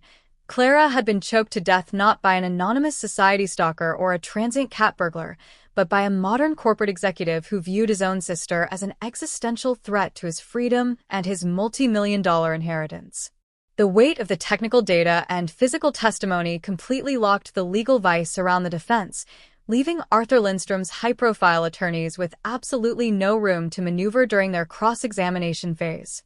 They attempted to launch a desperate line of questioning regarding the chain of custody of the housekeeper's diary, suggesting that the document had been altered or manufactured by disgruntled former employees seeking to sabotage the family dynasty. But the prosecution counterattacked immediately, introducing an array of forensic ink dating reports and handwriting analyses that solidified the absolute authenticity of the diary, effectively cutting off the defense's last remaining exit route and rendering their arguments entirely obsolete before the eyes of the court. Outside the heavy granite walls of the courthouse, The public paralyzation had reached a state of unprecedented national magnitude, with major news networks running continuous, live updates under the Dawn DAP, rapid-fire banner. The Sovereign Predator, Chicago 1999 cold case solved. The viral true crime broadcasts and digital analytical streams had completely transformed the case from a localized legal proceeding into a profound cultural reckoning regarding the absolute immunity that extreme wealth and political influence had bought during the late 20th century. The realization that Arthur Lindstrom had spent 27 years serving as the highly publicized face of cold case charities, smiling for photographs with successive mayors while holding the keys to his sister's execution, completely incinerated the public's remaining trust in the elite institutions of the city. For Julian Vance, who stood as a permanent, unyielding anchor on the courthouse steps every single morning, the rapid-fire accumulation of forensic proof brought a profound wave of emotional vertigo but complete, unshakable resolve. He sat in the gallery through the long hours of the pre-trial hearings, his eyes fixed on the empty glass witness box, realizing that the long journey which had initiated in the sub-zero darkness of December 1999 was drawing down to its definitive, judicial reckoning. The empty music room that had stood as a monument to forensic failure for nearly 3 decades was finally being illuminated by the blinding light of modern molecular and digital science, proving to a watching world that while a killer can use extreme wealth, political shields, and time to build an empire of lies, the truth possesses an elemental, crushing force that will eventually crack the foundation and demand absolute accountability in the light of day. The bitter chill of the high-security courtroom matched the freezing temperatures locked outside the stone walls of the Cook County Criminal Courts building as the afternoon session of the pretrial hearings shifted into a phase of pure, biological confrontation. The defense table, once an unassailable fortress of corporate wealth and elite legal strategy, was visibly trembling under the weight of the upcoming scientific presentation. The multi-agency task force, operating under the master rubric of the Chicago 1999 cold case solved, was no longer rely on 27-year-old circumstantial theories or handwritten diary entries from long-deceased staff members.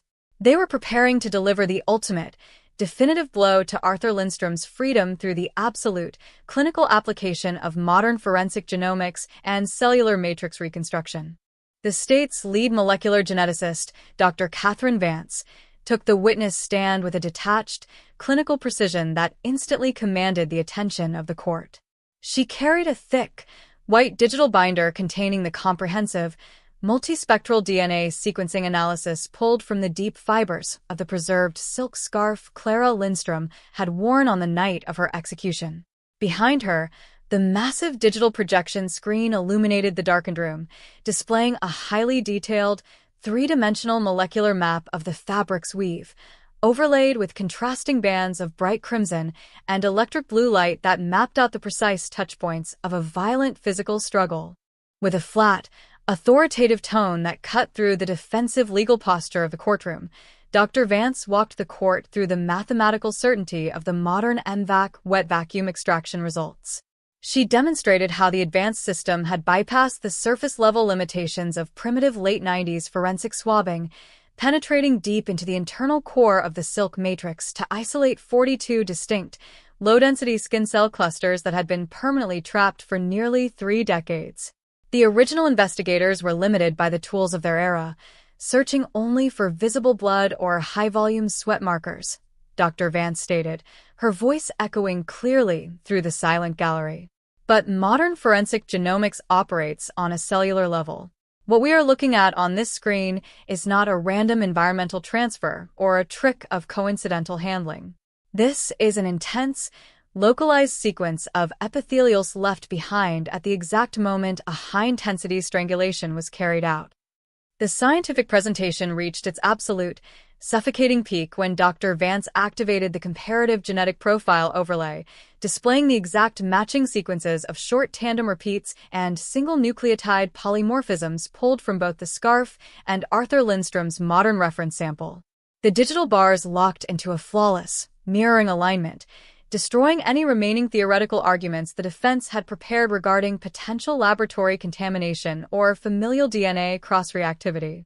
The mathematical probability of this specific biological profile belonging to any other living human being on the face of this earth is exactly 1 in 7.8 billion, Dr. Vance declared, her gaze locking firmly onto the lead defense attorney. This is Arthur Lindstrom's permanent, indelible biological signature, left behind at the center of a murder weapon and preserved by time until the world developed the science necessary to decode his crime. The weight of the genomics data completely paralyzed the defense table, leaving Arthur's high-profile attorneys with absolutely no room to maneuver during their brief, desperate cross-examination phase. They attempted to shift their focus toward a technical challenge regarding the private laboratory's digital storage protocols, suggesting a potential chain of custody vulnerability that should retroactively taint the physical fruit of the investigation. But the prosecution counterattacked immediately, introducing an array of state-validated forensic tracking logs that solidified the absolute purity of the evidence pipeline, effectively cutting off the defense's last remaining constitutional exit route and rendering their arguments entirely obsolete before the eyes of the court. As the afternoon session drew to a close, the courtroom was plunged into a heavy, emotional silence as lead prosecutor David Vance rose to deliver the state's final pretrial summation, a Don-Dap, rapid-fire sequence of proof that felt like the slow, crushing closing of a vice around the defendant's life. Vance did not read from notes. He walked slowly along the perimeter of the presentation floor, his voice dropping to a low, gravelly whisper that carried the collective gravity of an entire city that had spent 27 years searching the shadows for an answer. He pointed a heavy, trembling finger directly across the room at the quiet, elderly billionaire sitting in the tailored charcoal suit. For 27 years, Arthur Lindstrom believed his wealth made him smarter than the law, smarter than the science, and smarter than the very community he systematically exploited and betrayed, Vance declared, his words cutting through the stillness like a hammer cracking stone. He hid his malice behind a smile, behind philanthropic donations, and behind the stolen memory of his brilliant sister. But the truth is an elemental force, Your Honor.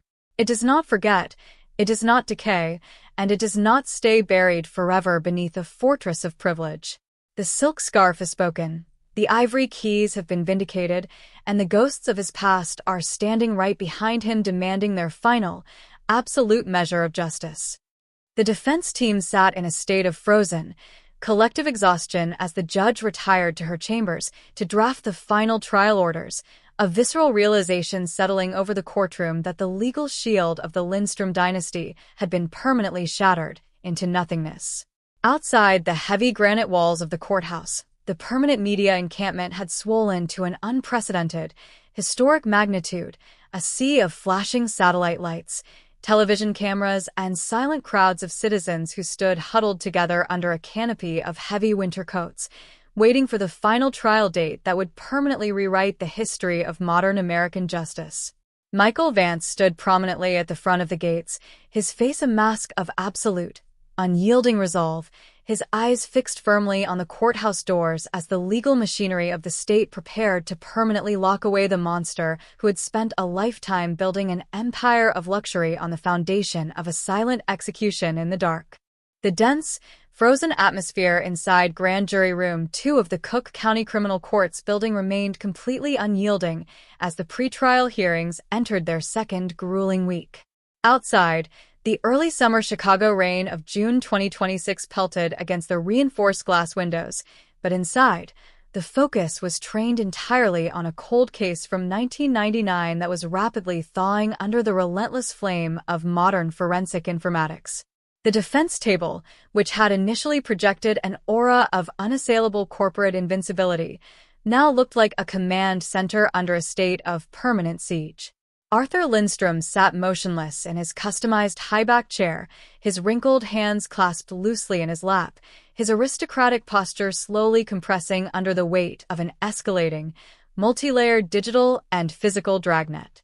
The morning session initiated with a high-stakes, rapid-fire presentation by Special Agent Evelyn Vance of the FBI's Cyberforensics Division, who had been permanently attached to the Municipal Task Force.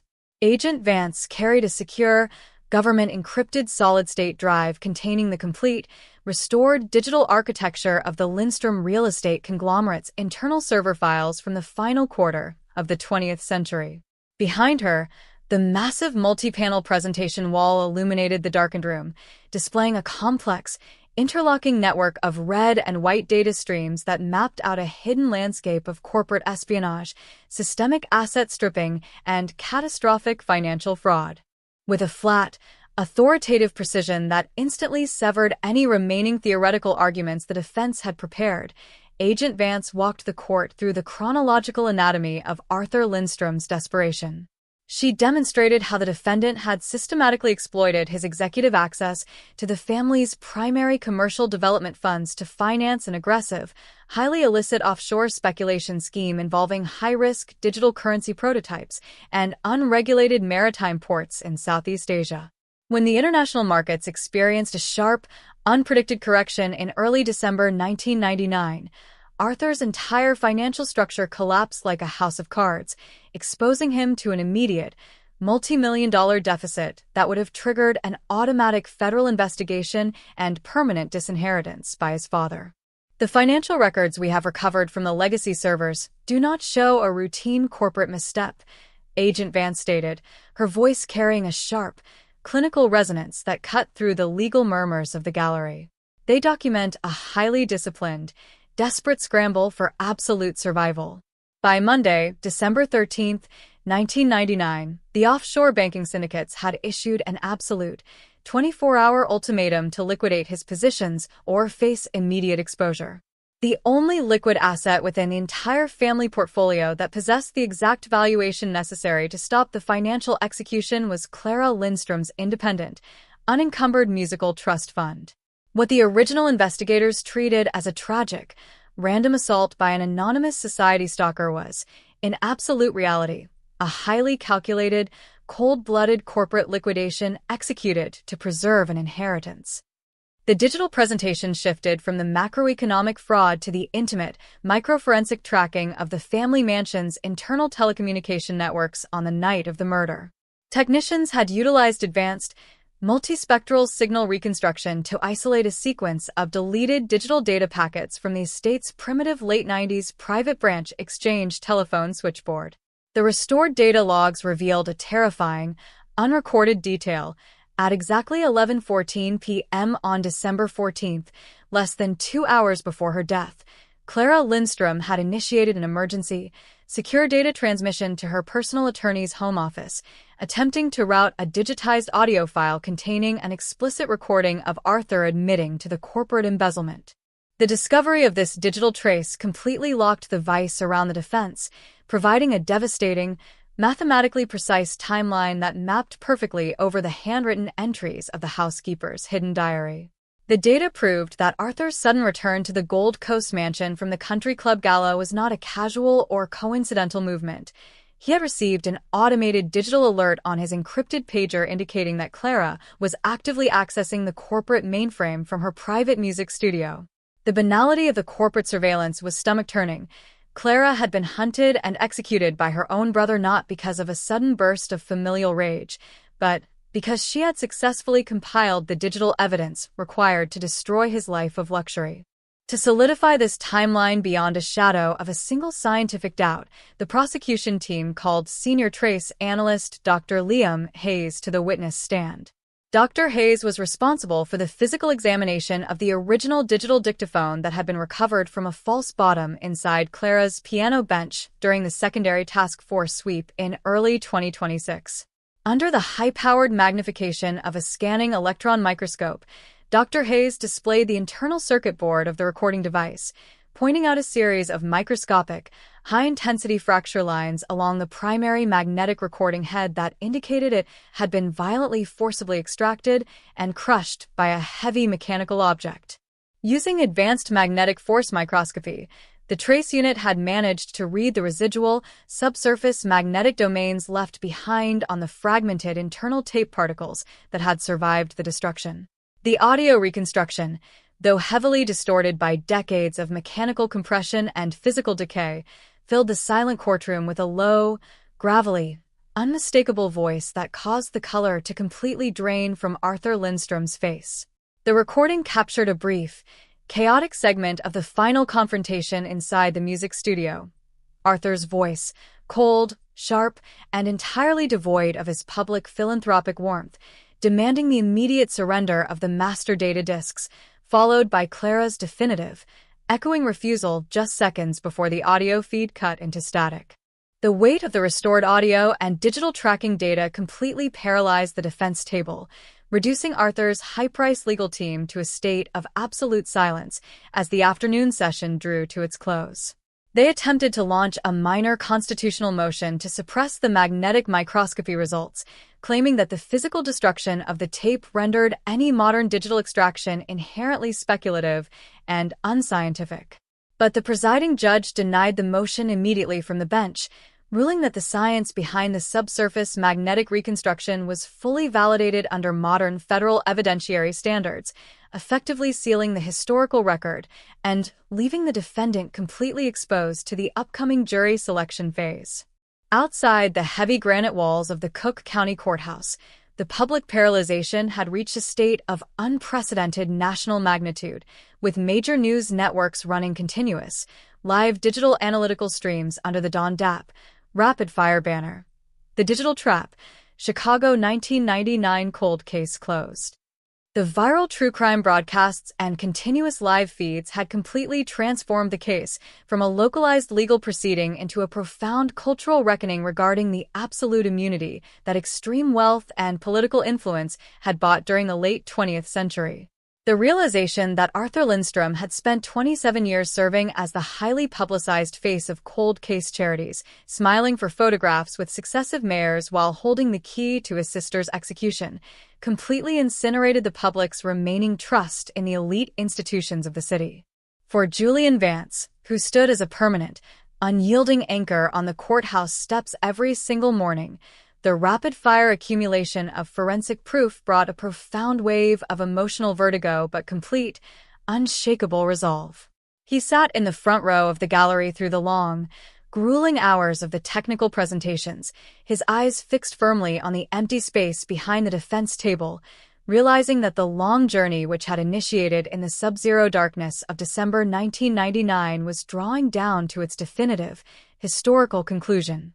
The empty music room that had stood as a monument to forensic failure for nearly 3 decades was finally being illuminated by the blinding light of modern molecular and digital science, proving to a watching world that while a killer can use extreme wealth, political shields, and time to build an empire of lies, the truth possesses an elemental, crushing force that will eventually crack the foundation and demand absolute accountability in the light of day.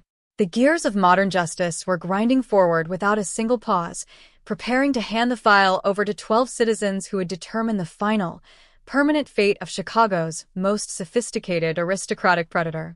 The scorching midsummer sun of late June 2026 beat down relentlessly on the heavy limestone facade of the Cook County Criminal Courts building, but inside the secure, climate-controlled confines of Courtroom 404, the air was chilled to an icy, absolute freeze. The transition from the high-stakes pre-trial technical hearings into the formal commencement of the trial phase marked a profound, historic shift in the legal history of Chicago. For 27 years, the elite social circles of the Gold Coast had whispered about the phantom that had violently silenced Clara Lindstrom, treating her murder as a mythical, tragic urban legend that defied the boundaries of modern policing. But on this morning, the illusion of safety, prestige, and permanent billionaire immunity was completely stripped away as the state prepared to seat the final members of the jury panel, turning the judicial theater into an unyielding, Don Dapp engine of absolute forensic accountability. The master trial docket, officially registered under the Administrative Code the State of Illinois versus Arthur Montgomery Lindstrom, stood as an unprecedented landmark in modern criminal jurisprudence. This was not a routine trial designed to litigate an emotional confession or debate a collection of circumstantial witness sightings. It had evolved into a clinical, technologically weaponized tribunal, a multi-generational prosecution of an aristocratic sociopath whose entire adult life had been a masterclass in psychological camouflage and corporate image manipulation. The lead prosecutor, David Vance, stood at the podium with a calm, predatory focus, his dark tailored suit matching the solemn gravity of the binders stacked across the presentation tables. Behind him, the digital monitors hummed with a low electronic frequency, ready to project a devastating array of molecular, financial, and digital certainties that would systematically grind Arthur Lindstrom's 27-year lie into absolute dust. The morning session initiated with the definitive presentation of the state's opening statement, a Dawn-Dap, rapid-fire narrative that immediately pinned the newly seated jurors to their high-backed leather chairs. Vance did not look at a notepad or rely on standard legal rhetoric. He walked slowly along the perimeter of the presentation floor, his voice carrying a flat, commanding resonance that instantly cut through the dense corporate atmosphere of the courtroom. He traced the timeline of December 14, 1999, with surgical precision, mapping out the cold reality of familial execution that had been carried out beneath the gilded ceilings of the Gold Coast mansion while the rest of the city was distracted by the roaring celebrations of the pre-millennium countdown. We are not here to ask this panel to solve a mystery, or to sift through a collection of vague memories and old police hunches, Vance stated, his eyes locking directly onto the faces of the jurors. We are here to present a mathematical equation of absolute guilt, written in the permanent, indelible language of modern forensic science and offshore financial informatics. Arthur Lindstrom believed that because he possessed billions of dollars, because he controlled a vast real estate empire, and because he spent 3 decades funding cold case charities, he had successfully outrun the reach of Illinois justice. He believed that the blizzard of 1999 had permanently deleted his footprints from the steps of his sister's tomb. But the science does not compromise, it does not recognize the passage of time, and it does not bow to the political influence of the elite. The blood of his sister has spoken through the fibers of her scarf, and the code of his own life has trapped him in a vice from which his wealth cannot buy an exit. The state's opening salvo moved systematically from the macro concept of the murder motive to the physical reality of the evidence, sitting beneath the laboratory lights. One by one, senior forensic trace analysts and cybercrime experts were called forward to introduce the foundational components of the state's master archive into the trial record. The focus shifted to the physical presence of the deceased housekeeper's leather satchel, which was placed prominently on the central evidence card, its faded, water-damaged contents serving as a chilling, multi-generational voice from the grave. The prosecution read a sequence of daily log entries from the winter of 1999, detailing a terrifying pattern of hidden domestic terror, corporate blackmail, and financial desperation that had been completely concealed from the original homicide detectives out of pure, mortal fear. The presentation grew increasingly intense as the prosecution introduced the comprehensive financial tracking data newly unsealed by Swiss and Cayman Islands regulatory authorities. Analysts demonstrated how the defendant had systematically leveraged the family's primary development funds as collateral to cover massive, unauthorized short positions on the international market, creating a catastrophic, multi-million-dollar deficit that threatened to trigger an automatic federal investigation and permanent disinheritance by his father. The financial data revealed a chillingly calculated, cold-blooded timeline of desperation that completely destroyed the alibi Arthur had presented to investigators 27 years prior. By December 14th, the margin calls were closing in like a physical vice. Arthur needed exactly $12.5 million before the banking grid opened the following morning, and the only liquid asset capable of generating that level of instant mitigation was Clara's independent, unencumbered musical trust fund, an asset she had definitively refused to sign over to him. Outside the heavy granite walls of the Cook County Courthouse, the public paralyzation had reached a magnitude that completely paralyzed the surrounding downtown grid, drawing thousands of media crews, true crime analysts, and ordinary citizens who felt a profound, personal shock at the unfolding revelation. The media landscape was a nonstop, 24-hour echo chamber of sensational headlines, but behind the flashing television screens sat a high society community trying to reckon with a deep, systemic trauma. The realization that Arthur Lindstrom had spent 27 years serving as the highly publicized face of cold case charities, smiling for photographs with successive mayors while holding the key to his sister's execution, completely incinerated the public's remaining trust in the elite institutions of the city. For Julian Vance, who stood as a permanent, unyielding anchor on the courthouse steps every single morning, the rapid-fire accumulation of forensic proof brought a profound wave of emotional vertigo but complete, unshakable resolve. He sat in the front row of the gallery through the long, grueling hours of the technical presentations, his eyes fixed firmly on the empty space behind the defense table, realizing that the long journey which had initiated in the sub-zero darkness of December 1999 was drawing down to its definitive, historical conclusion. The empty music room that had stood as a monument to forensic failure for nearly 3 decades was finally being illuminated by the blinding light of modern molecular and digital science, proving to a watching world that while a killer can use extreme wealth, political shields, and time to build an empire of lies, the truth possesses an elemental, crushing force that will eventually crack the foundation and demand absolute accountability in the light of day. The gears of modern justice were grinding forward without a single pause, preparing to hand the file over to 12 citizens who would determine the final, permanent fate of Chicago's most sophisticated aristocratic predator. The rhythmic tapping of the court stenographer's machine was the only sound cutting through the heavy, suffocating silence of courtroom 404 as the prosecution's financial task force prepared to deliver its most critical blow. It was late June 2026, and the trial of the state of Illinois versus Arthur Montgomery Lindstrom had entered its most clinical phase. The corporate armor that had shielded the 72-year-old billionaire for nearly 3 decades was no longer merely being scratched. It was being systematically dismantled, piece by digital piece, before a jury that sat in frozen, absolute concentration. The state was no longer relying on old police notes or 27-year-old circumstantial theories. They were introducing a devastating, dawn-dap stream of forensic informatics that transformed a cold-blooded familial execution into a mathematically indisputable certainty. Lead forensic accountant Evelyn Vance took the witness stand, carrying an encrypted state-issued hard drive containing the completely restored digital architecture of the Lindstrom real estate conglomerate's legacy banking records from the winter of 1999. Behind her, the massive multi-panel presentation wall illuminated the darkened courtroom, displaying a complex, interlocking matrix of international bank routings, wire transfers, and margin call notices. The visual data converted a chaotic maze of offshore corporate maneuvers into a direct, linear timeline of ultimate desperation, mapping out the precise financial choreography that had led Arthur Lindstrom to cross the distance between a high-society country club gala and his sister's private music studio on the night of December 14, 1999. With a flat, clinical authority that left the defense table completely paralyzed, Accountant Vance walked the jury through the macroeconomic reality of the defendant's collapse.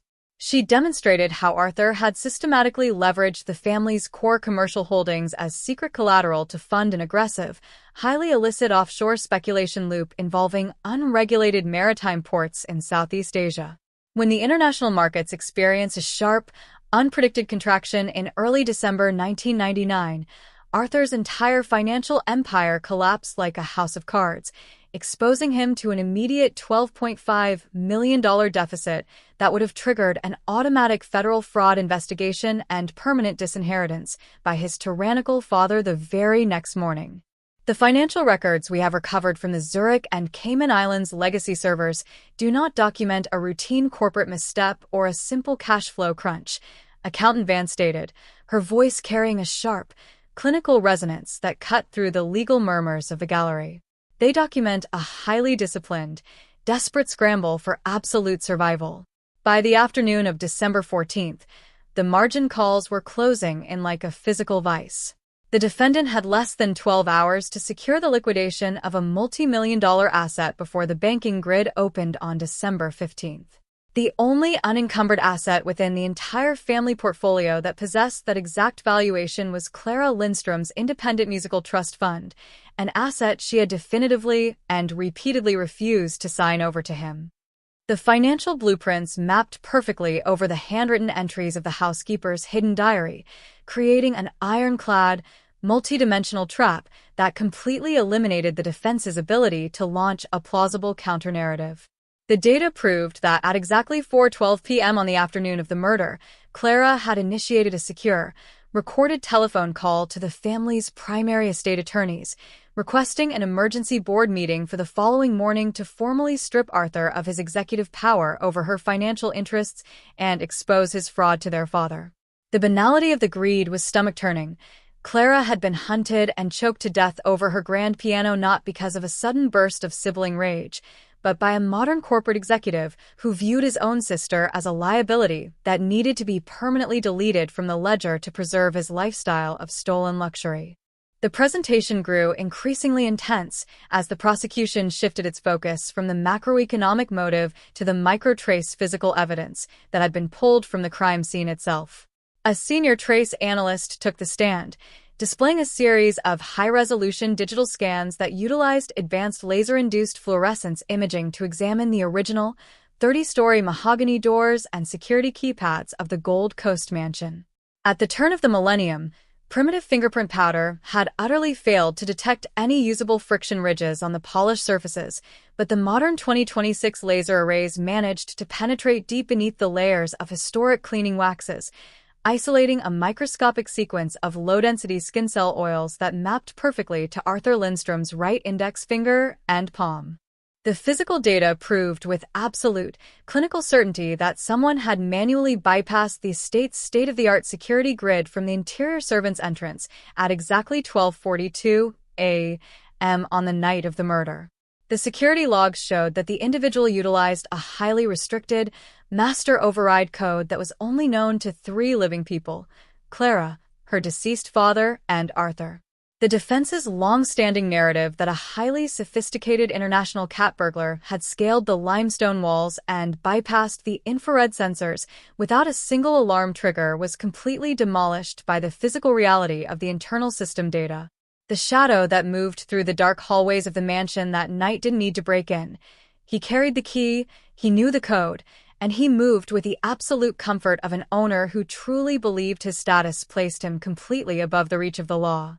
Outside the heavy granite walls of the Cook County Courthouse, the public paralyzation had reached a magnitude that completely paralyzed the surrounding downtown grid, drawing thousands of media crews, true crime analysts, and ordinary citizens who felt a profound, personal shock at the unfolding revelation.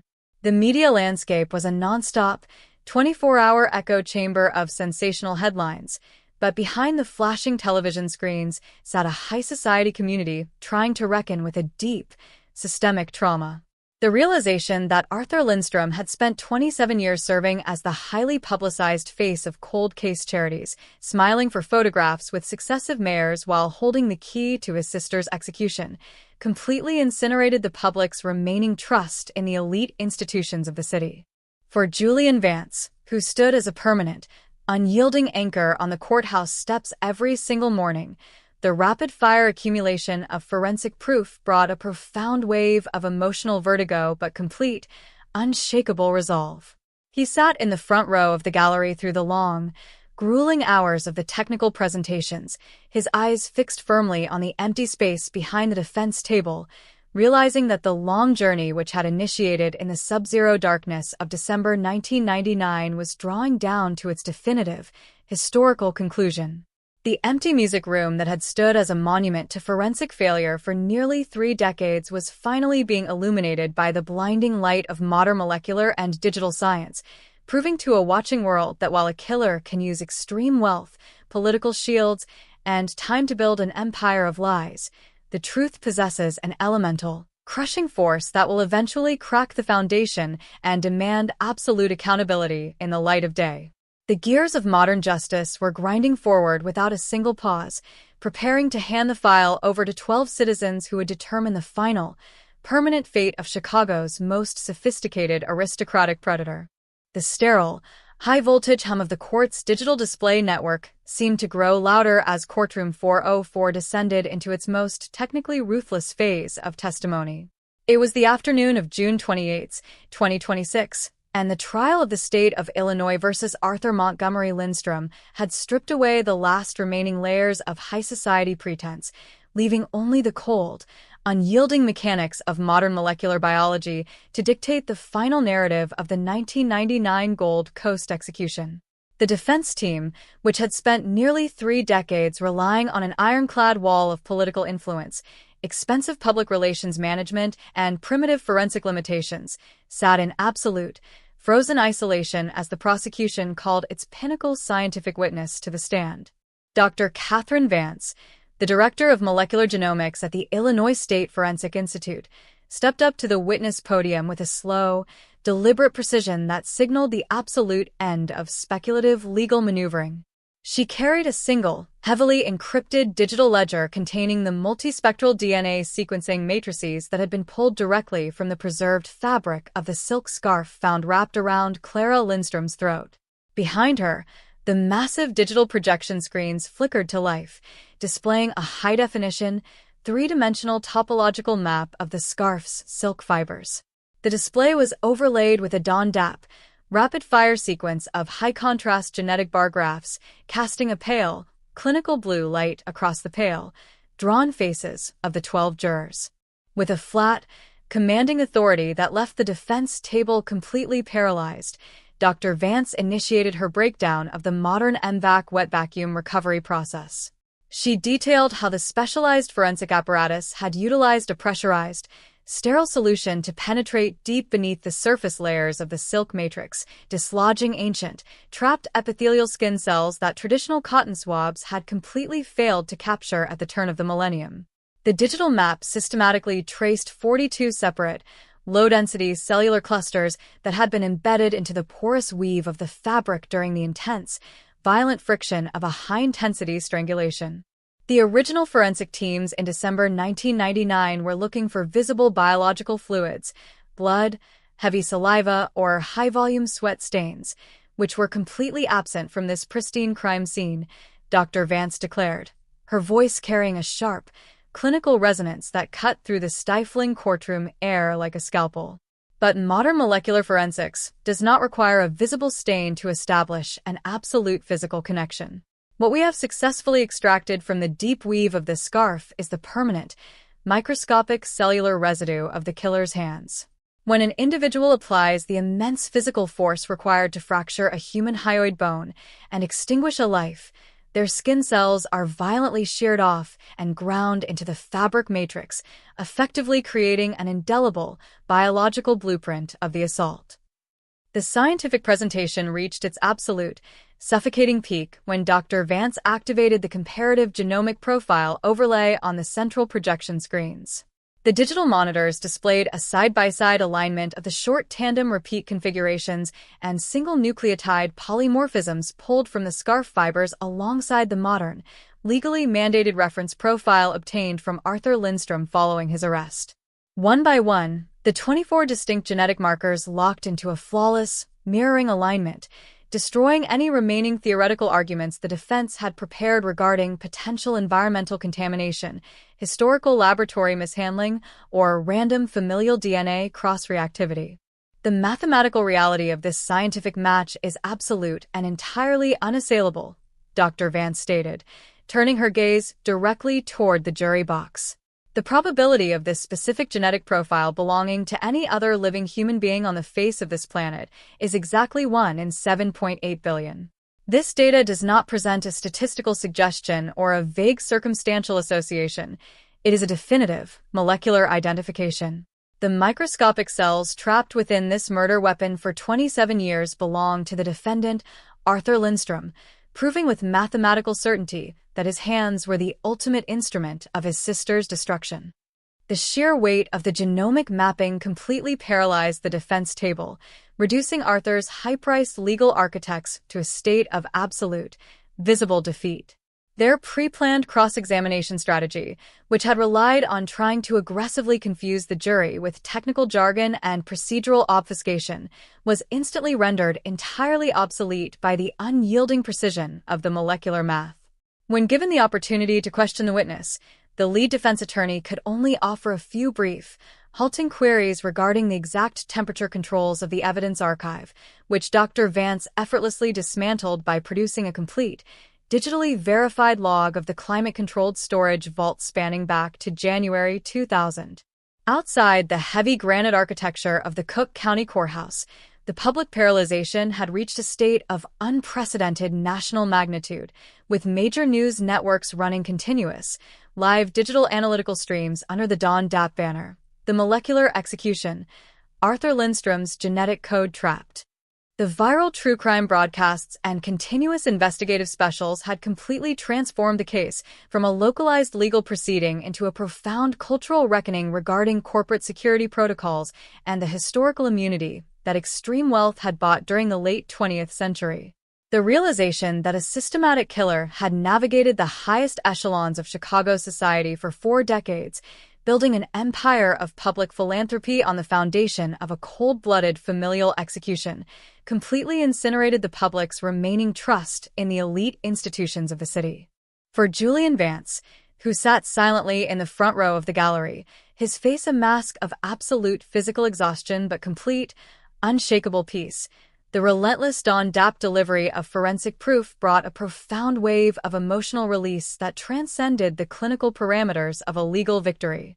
The long, agonizing journey that had initiated with the wail of sirens in the sub-zero darkness of December 1999 was drawing down to its definitive, historical destination, proving to a watching world that while a predator can use thousands of tons of corporate wealth, political shields, and time to build a fortress of secrecy, the modern weaponization of forensic genomics possesses an elemental, crushing force that will eventually crack the foundation and demand absolute accountability in the light of day. The grand jury room sat in a state of frozen concentration as the state prepared to arrest its master case, leaving the final fate of Chicago's most sophisticated aristocratic predator permanently in the hands of 12 citizens who had looked directly into the face of absolute truth. The low, structural hum of courtroom 404's climate control system was the only sound left to fill the suffocating silence as the final gavel of the defense's cross-examination phase echoed off the walnut-paneled walls. It was the afternoon of June 28, 2026, and the trial of the state of Illinois versus Arthur Montgomery Lindstrom had reached its ultimate, definitive breaking point. The corporate mythology, the decades of high society philanthropic posturing, and the multi-million-dollar legal shields that had insulated the 72-year-old real estate tycoon for 27 long years were entirely gone, ground to absolute dust beneath the Dawn DAP, rapid-fire presentation of molecular math, and digital forensic informatics. The defense table sat in a state of frozen, collective paralysis, their arguments completely exhausted, their alternative theories rendered utterly obsolete by the unyielding precision of the state's master biological archive. Lead prosecutor David Vance slowly rose from his seat at the state's table, adjusting the cuffs of his dark charcoal suit before stepping out onto the center of the courtroom floor. He carried no notes, no presentation clickers, and no legal binders. His movements were slow, deliberate, and carried the immense, crushing weight of a multi-agency task force that had spent nearly 3 decades chasing a phantom through the highest echelons of Chicago's elite. He walked along the perimeter of the jury box, his eyes locking directly onto the faces of the 12 citizens who had sat through weeks of technical genomic mapping and historical financial audits, their expressions drawn tight with a profound sense of historical responsibility. When Vance spoke, his voice did not carry the standard theatrical volume of a traditional closing argument. It dropped to a flat, clinical, gravelly whisper that seemed to vacuum the remaining oxygen directly out of the room. For 27 years, a silent executioner walked the streets of the Gold Coast. Vance initiated, his hand gesturing vaguely toward the heavy glass windows that overlooked the sweltering Chicago skyline. For 27 years, the elite institutions of this city hosted galas, signed charity checks, and shook hands with a man who claimed to be a crusader for the forgotten, a public savior who wept openly for the tragic, unsolved loss of his brilliant sister, Clara Lindstrom. But as you look across this courtroom today, the illusion of that public saint is entirely gone. The science has stripped away the tailored suits, the corporate titles, and the political alliances, leaving us face to face with the raw, calculated reality of a predator who viewed his own family as nothing more than a line-item liability to be permanently liquidated in the dark. Vance turned sharply on his heel, his finger pointing with absolute, unyielding violence directly across the room at Arthur Lindstrom, who sat slumped forward in his leather chair, his silver hair disheveled, the mask of his aristocratic omnipotence completely shattered into nothingness. The defense has spent days trying to convince you that this case is too old, that the evidence is too fragile, and that the timeline is too obscured by the fog of the pre-millennium era to find absolute certainty, Vance declared, his voice rising in a steady, dawn-dap crescendo that vibrated through the studio-quality recording arrays of the courtroom. They want you to believe that a mythical, international society cat burglar scaled the limestone walls of that mansion, bypassed an advanced infrared security grid without triggering a single alarm, and executed a classical prodigy over her grand piano for absolutely no financial gain. But the data we have entered into this permanent record does not trade in myths, it does not rely on old police hunches, and it does not compromise with extreme wealth. Behind the prosecutor, the massive digital projection screens flickered to life for the final time, displaying a high-contrast, side-by-side alignment of the housekeeper's handwritten diary from December 1999 and the modern MVAC molecular sequencing charts. The visual intersection was devastatingly absolute. The exact hour Arthur's private security transponder was logged by an automated tollway reader on Lake Shore Drive mapped perfectly over the internal system bypass codes used to deactivate the basement servant's entrance. The math of human inheritance does not lie, Vance stated, his voice dropping back to a low, rhythmic cadence that pinned the jurors to their seats. The digital legacy servers from Zurich and the Cayman Islands have documented the absolute motive, a $12.5 million corporate deficit that was closing in on the defendant like a physical vice. Clara held the key to his financial execution. She possessed the digital dictaphone recording of his fraud, and she gave him a strict 24-hour ultimatum to surrender to federal regulators. He didn't cross the city that night to visit his sister. He crossed the city to eliminate a witness and secure a multi-billion-dollar empire of stolen luxury. The prosecution's closing narrative reached its absolute, suffocating peak when Vance walked over to the climate-controlled evidence cart, pointing directly at the sealed biohazard bag containing the original silk scarf. The defense wants you to believe that the microscopic cells pulled from this weapon could have been transferred by a casual hug, an environmental cross-contamination, or a trick of historical storage, Vance argued, his gaze unblinking as he stared down the lead defense counsel. But Dr. Vance's genomic mapping has proved that these epithelial clusters were ground deep into the internal core of the silk matrix by a physical force that exceeded hundreds of pounds of pressure, a force that fractured a human hyoid bone and stopped a brilliant life mid-melody. The probability of those cells belonging to anyone else on this earth is 1 in 7.8 billion. That is not a statistical anomaly. That is Arthur Lindstrom's permanent, indelible biological signature, trapped within the weapon of his crime for 27 years until the world developed the molecular science required to decode his monstrosity. Vance paused, letting the absolute mathematical certainty of the genomic data settle over the room like a heavy block of ice. He walked back to the center of the presentation floor, his hands resting flat against the wooden railing of the jury box, his voice carrying a final, deep wave of emotional gravity that cut through the clinical atmosphere of the court. Clara Lindstrom's music was violently, permanently silenced in the sub-zero darkness of December 1999, Vance whispered, his eyes scanning the faces of the 12 citizens who held the final, permanent fate of the Lindstrom dynasty in their hands. But the code of human life possesses an elemental, crushing force that outlasts the human heart, outlasts the stone walls of a Gold Coast mansion, and outlasts the lifetime of a billionaire predator. The white rose has yielded its truth, the ivory keys have been vindicated, and the voices of the dead have finally broken through 27 years of silence to demand their account. The state has rested its case. The math is absolute. The timeline is locked. We ask you to return the only verdict that honors the unyielding march of human justice. Find the defendant, Arthur Montgomery Lindstrom, guilty of first-degree murder. As Vance stepped back to the state's table, A profound, historic stillness descended upon courtroom 404, the heavy oak doors closing behind the jury panel as they retired to initiate their deliberations. Outside the granite architecture of the Cook County Criminal Courts building, the public paralyzation had reached an unprecedented, historic magnitude. Thousands of media trucks, true crime digital analysts, and ordinary citizens stood huddled together along the boiling pavement of LaSalle Street, their eyes fixed firmly on the massive digital video walls that projected live updates under the Don Dapp banner. The jury retires. Chicago 1999 cold case awaits final verdict. Julian Vance stood prominently at the center of the media gates, his face a portrait of profound physical exhaustion but absolute, unshakable peace, his ears tuned to the distant, rhythmic hum of a city that was finally about to witness the absolute execution of justice for a classical prodigy whose song had finally found its way home.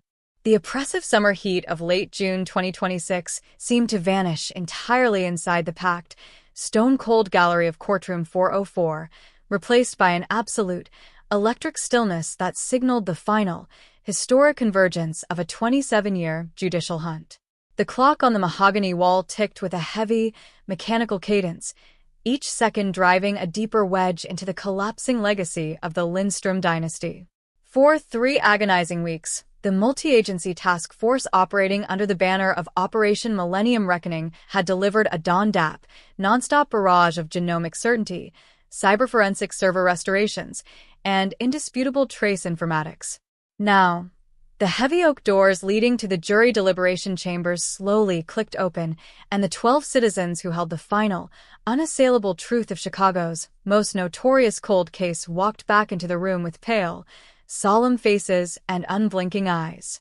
Arthur Lindstrom sat rigidly at the defense table, his multi-million-dollar legal architects flanking him like a hollow Praetorian guard whose shields had been utterly ground to dust by the power of molecular math. The 72-year-old former real estate titan looked remarkably fragile under the harsh, clinical glare of the courtroom floodlights, his tailored charcoal suit hanging loosely from his slumped shoulders, his manicured hands trembling slightly as he stared blankly at the empty space before him. The elite psychological camouflage he had meticulously maintained for nearly 3 decades, the public philanthropy, the millions of dollars donated to cold case charities, the staged tears at annual memorial galas for his sister Clara, had been completely stripped away, leaving only the raw, calculated reality of a corporate predator exposed to the blinding light of public execution. The judge commanded absolute silence from the gallery, her gavel resting untouched on the bench as the court clerk stepped forward to receive the official verdict forms from the jury foreperson. The rustle of the heavy, state-stamped paper echoed through the breathless room like a sudden fracture in stone. The clerk, a veteran of the Cook County system whose voice carried the flat, clinical resonance of an unyielding administrative machine, adjusted her glasses and turned directly toward the digital recording arrays to enter the historic decree into the permanent archives of the state of Illinois. On the master count of first-degree murder, encompassing the intentional, premeditated strangulation of Clara Lindstrom on the night of December 14, 1999, inside the Gold Coast estate, how does this jury find? The clerk intoned, the words hanging in the frozen air like an unexploded charge.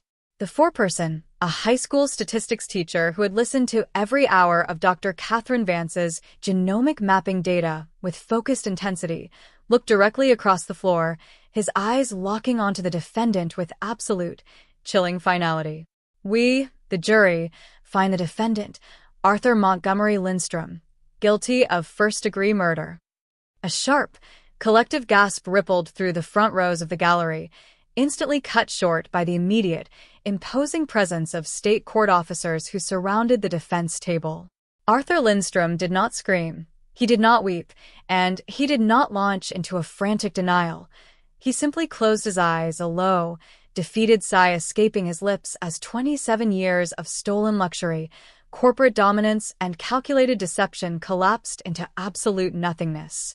The mathematical reality of the MVAC molecular sequencing, the 1 in 7.8 billion certainty that his own epithelial cells were ground deep into the internal matrix of the silk murder weapon, had systematically closed every constitutional loophole his wealth could buy, trapping him permanently within the vice of his own biological code.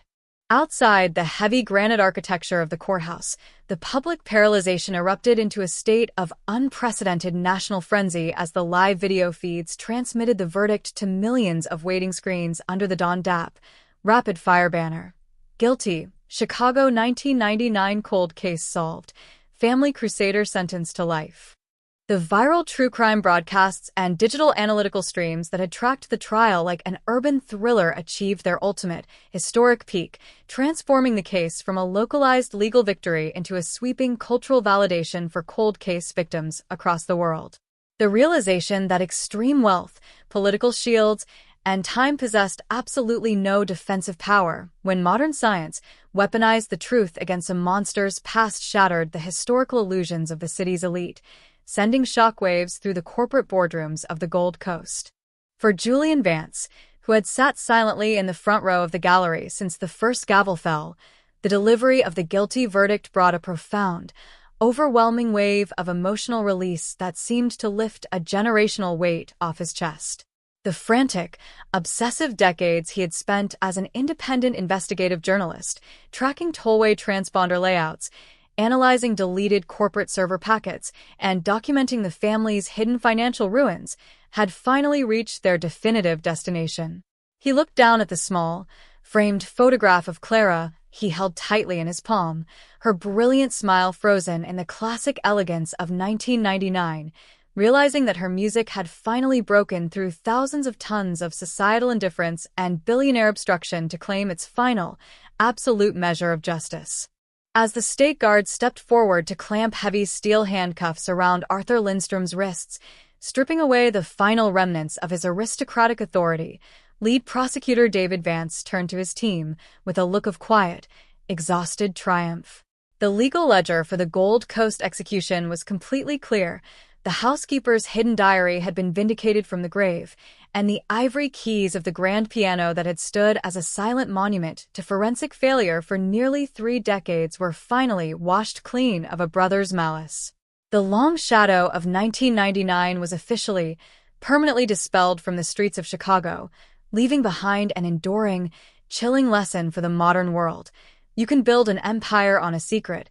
You can hide behind uniforms, titles, and time, but human identity is permanent.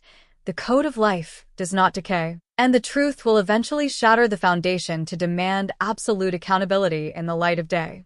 The echoing slam of the heavy security doors behind Arthur Lindstrom did not merely mark the physical removal of a convicted billionaire from the sight of the public.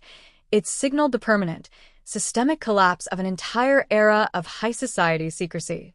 It was late afternoon on June 28, 2026, and the immediate aftermath of the historic verdict in Courtroom 404 had plunged the Cook County Criminal Courts building into a state of intense, clinical transformation. The multi-agency task force that had executed Operation Millennium Reckoning did not pause to celebrate the absolute validation of their work. They immediately began the meticulous, high-stakes process of converting the trial's massive forensic database into a permanent, unassailable archive of judicial truth, ensuring that no future corporate appeals or historical revisionism could ever obscure the absolute certainty of Lindstrom's monstrosity. Inside the prosecution's secure digital war room, the atmosphere remained completely clinical, focused, and charged with the residual energy of a multi-generational hunt. Technicians systematically uploaded the multispectral DNA sequencing matrices, the three-dimensional spatial reconstructions of the Gold Coast mansion, and the restored digital architecture of the legacy Zurich banking servers into the federal cold case registry. The master file, now permanently stamped with the seal of a first-degree murder conviction, was no longer a collection of tragic, unsolved theories. It had evolved into a foundational master template, a clinical blueprint that would be utilized by international law enforcement academies to train future generations of homicide detectives on how to aggressively dismantle the highly sophisticated, compartmentalized camouflage of aristocratic predators. Outside the heavy granite walls of the courthouse, the public spectacle had reached a magnitude that completely paralyzed the surrounding downtown grid, drawing thousands of media crews, legal analysts, and ordinary citizens who felt a profound, personal stake in the outcome of the investigation. The media landscape was a non-stop, 24-hour echo chamber of sensational headlines, but behind the flashing television screens and viral true crime podcasts sat a community trying to reckon with a deep, systemic trauma. The realization that Arthur Lindstrom had spent 27 years serving as the highly publicized face of cold case charities, smiling for photographs with successive mayors while holding the key to his sister's execution, completely incinerated the public's remaining trust in the elite institutions of the city, driving intense demands for immediate structural audits of historical asset transfers across the country. For Julian Vance, who had spent his entire adult life carrying the crushing weight of his sister's missing status and the unyielding pursuit of the truth, the arrival of this final judicial finality brought a profound wave of emotional exhaustion that transcended the simple, clinical concept of legal victory. He stood before the massive bank of microphones on the courthouse steps, his face a portrait of profound weariness but unyielding resolve, his dark tailored suit shielded from the blistering Chicago sun by the towering shadow of the columns. He did not read from a prepared statement. His voice carried a flat, commanding resonance that instantly silenced the shouting media pack, declaring to the world that the time for hiding was officially over.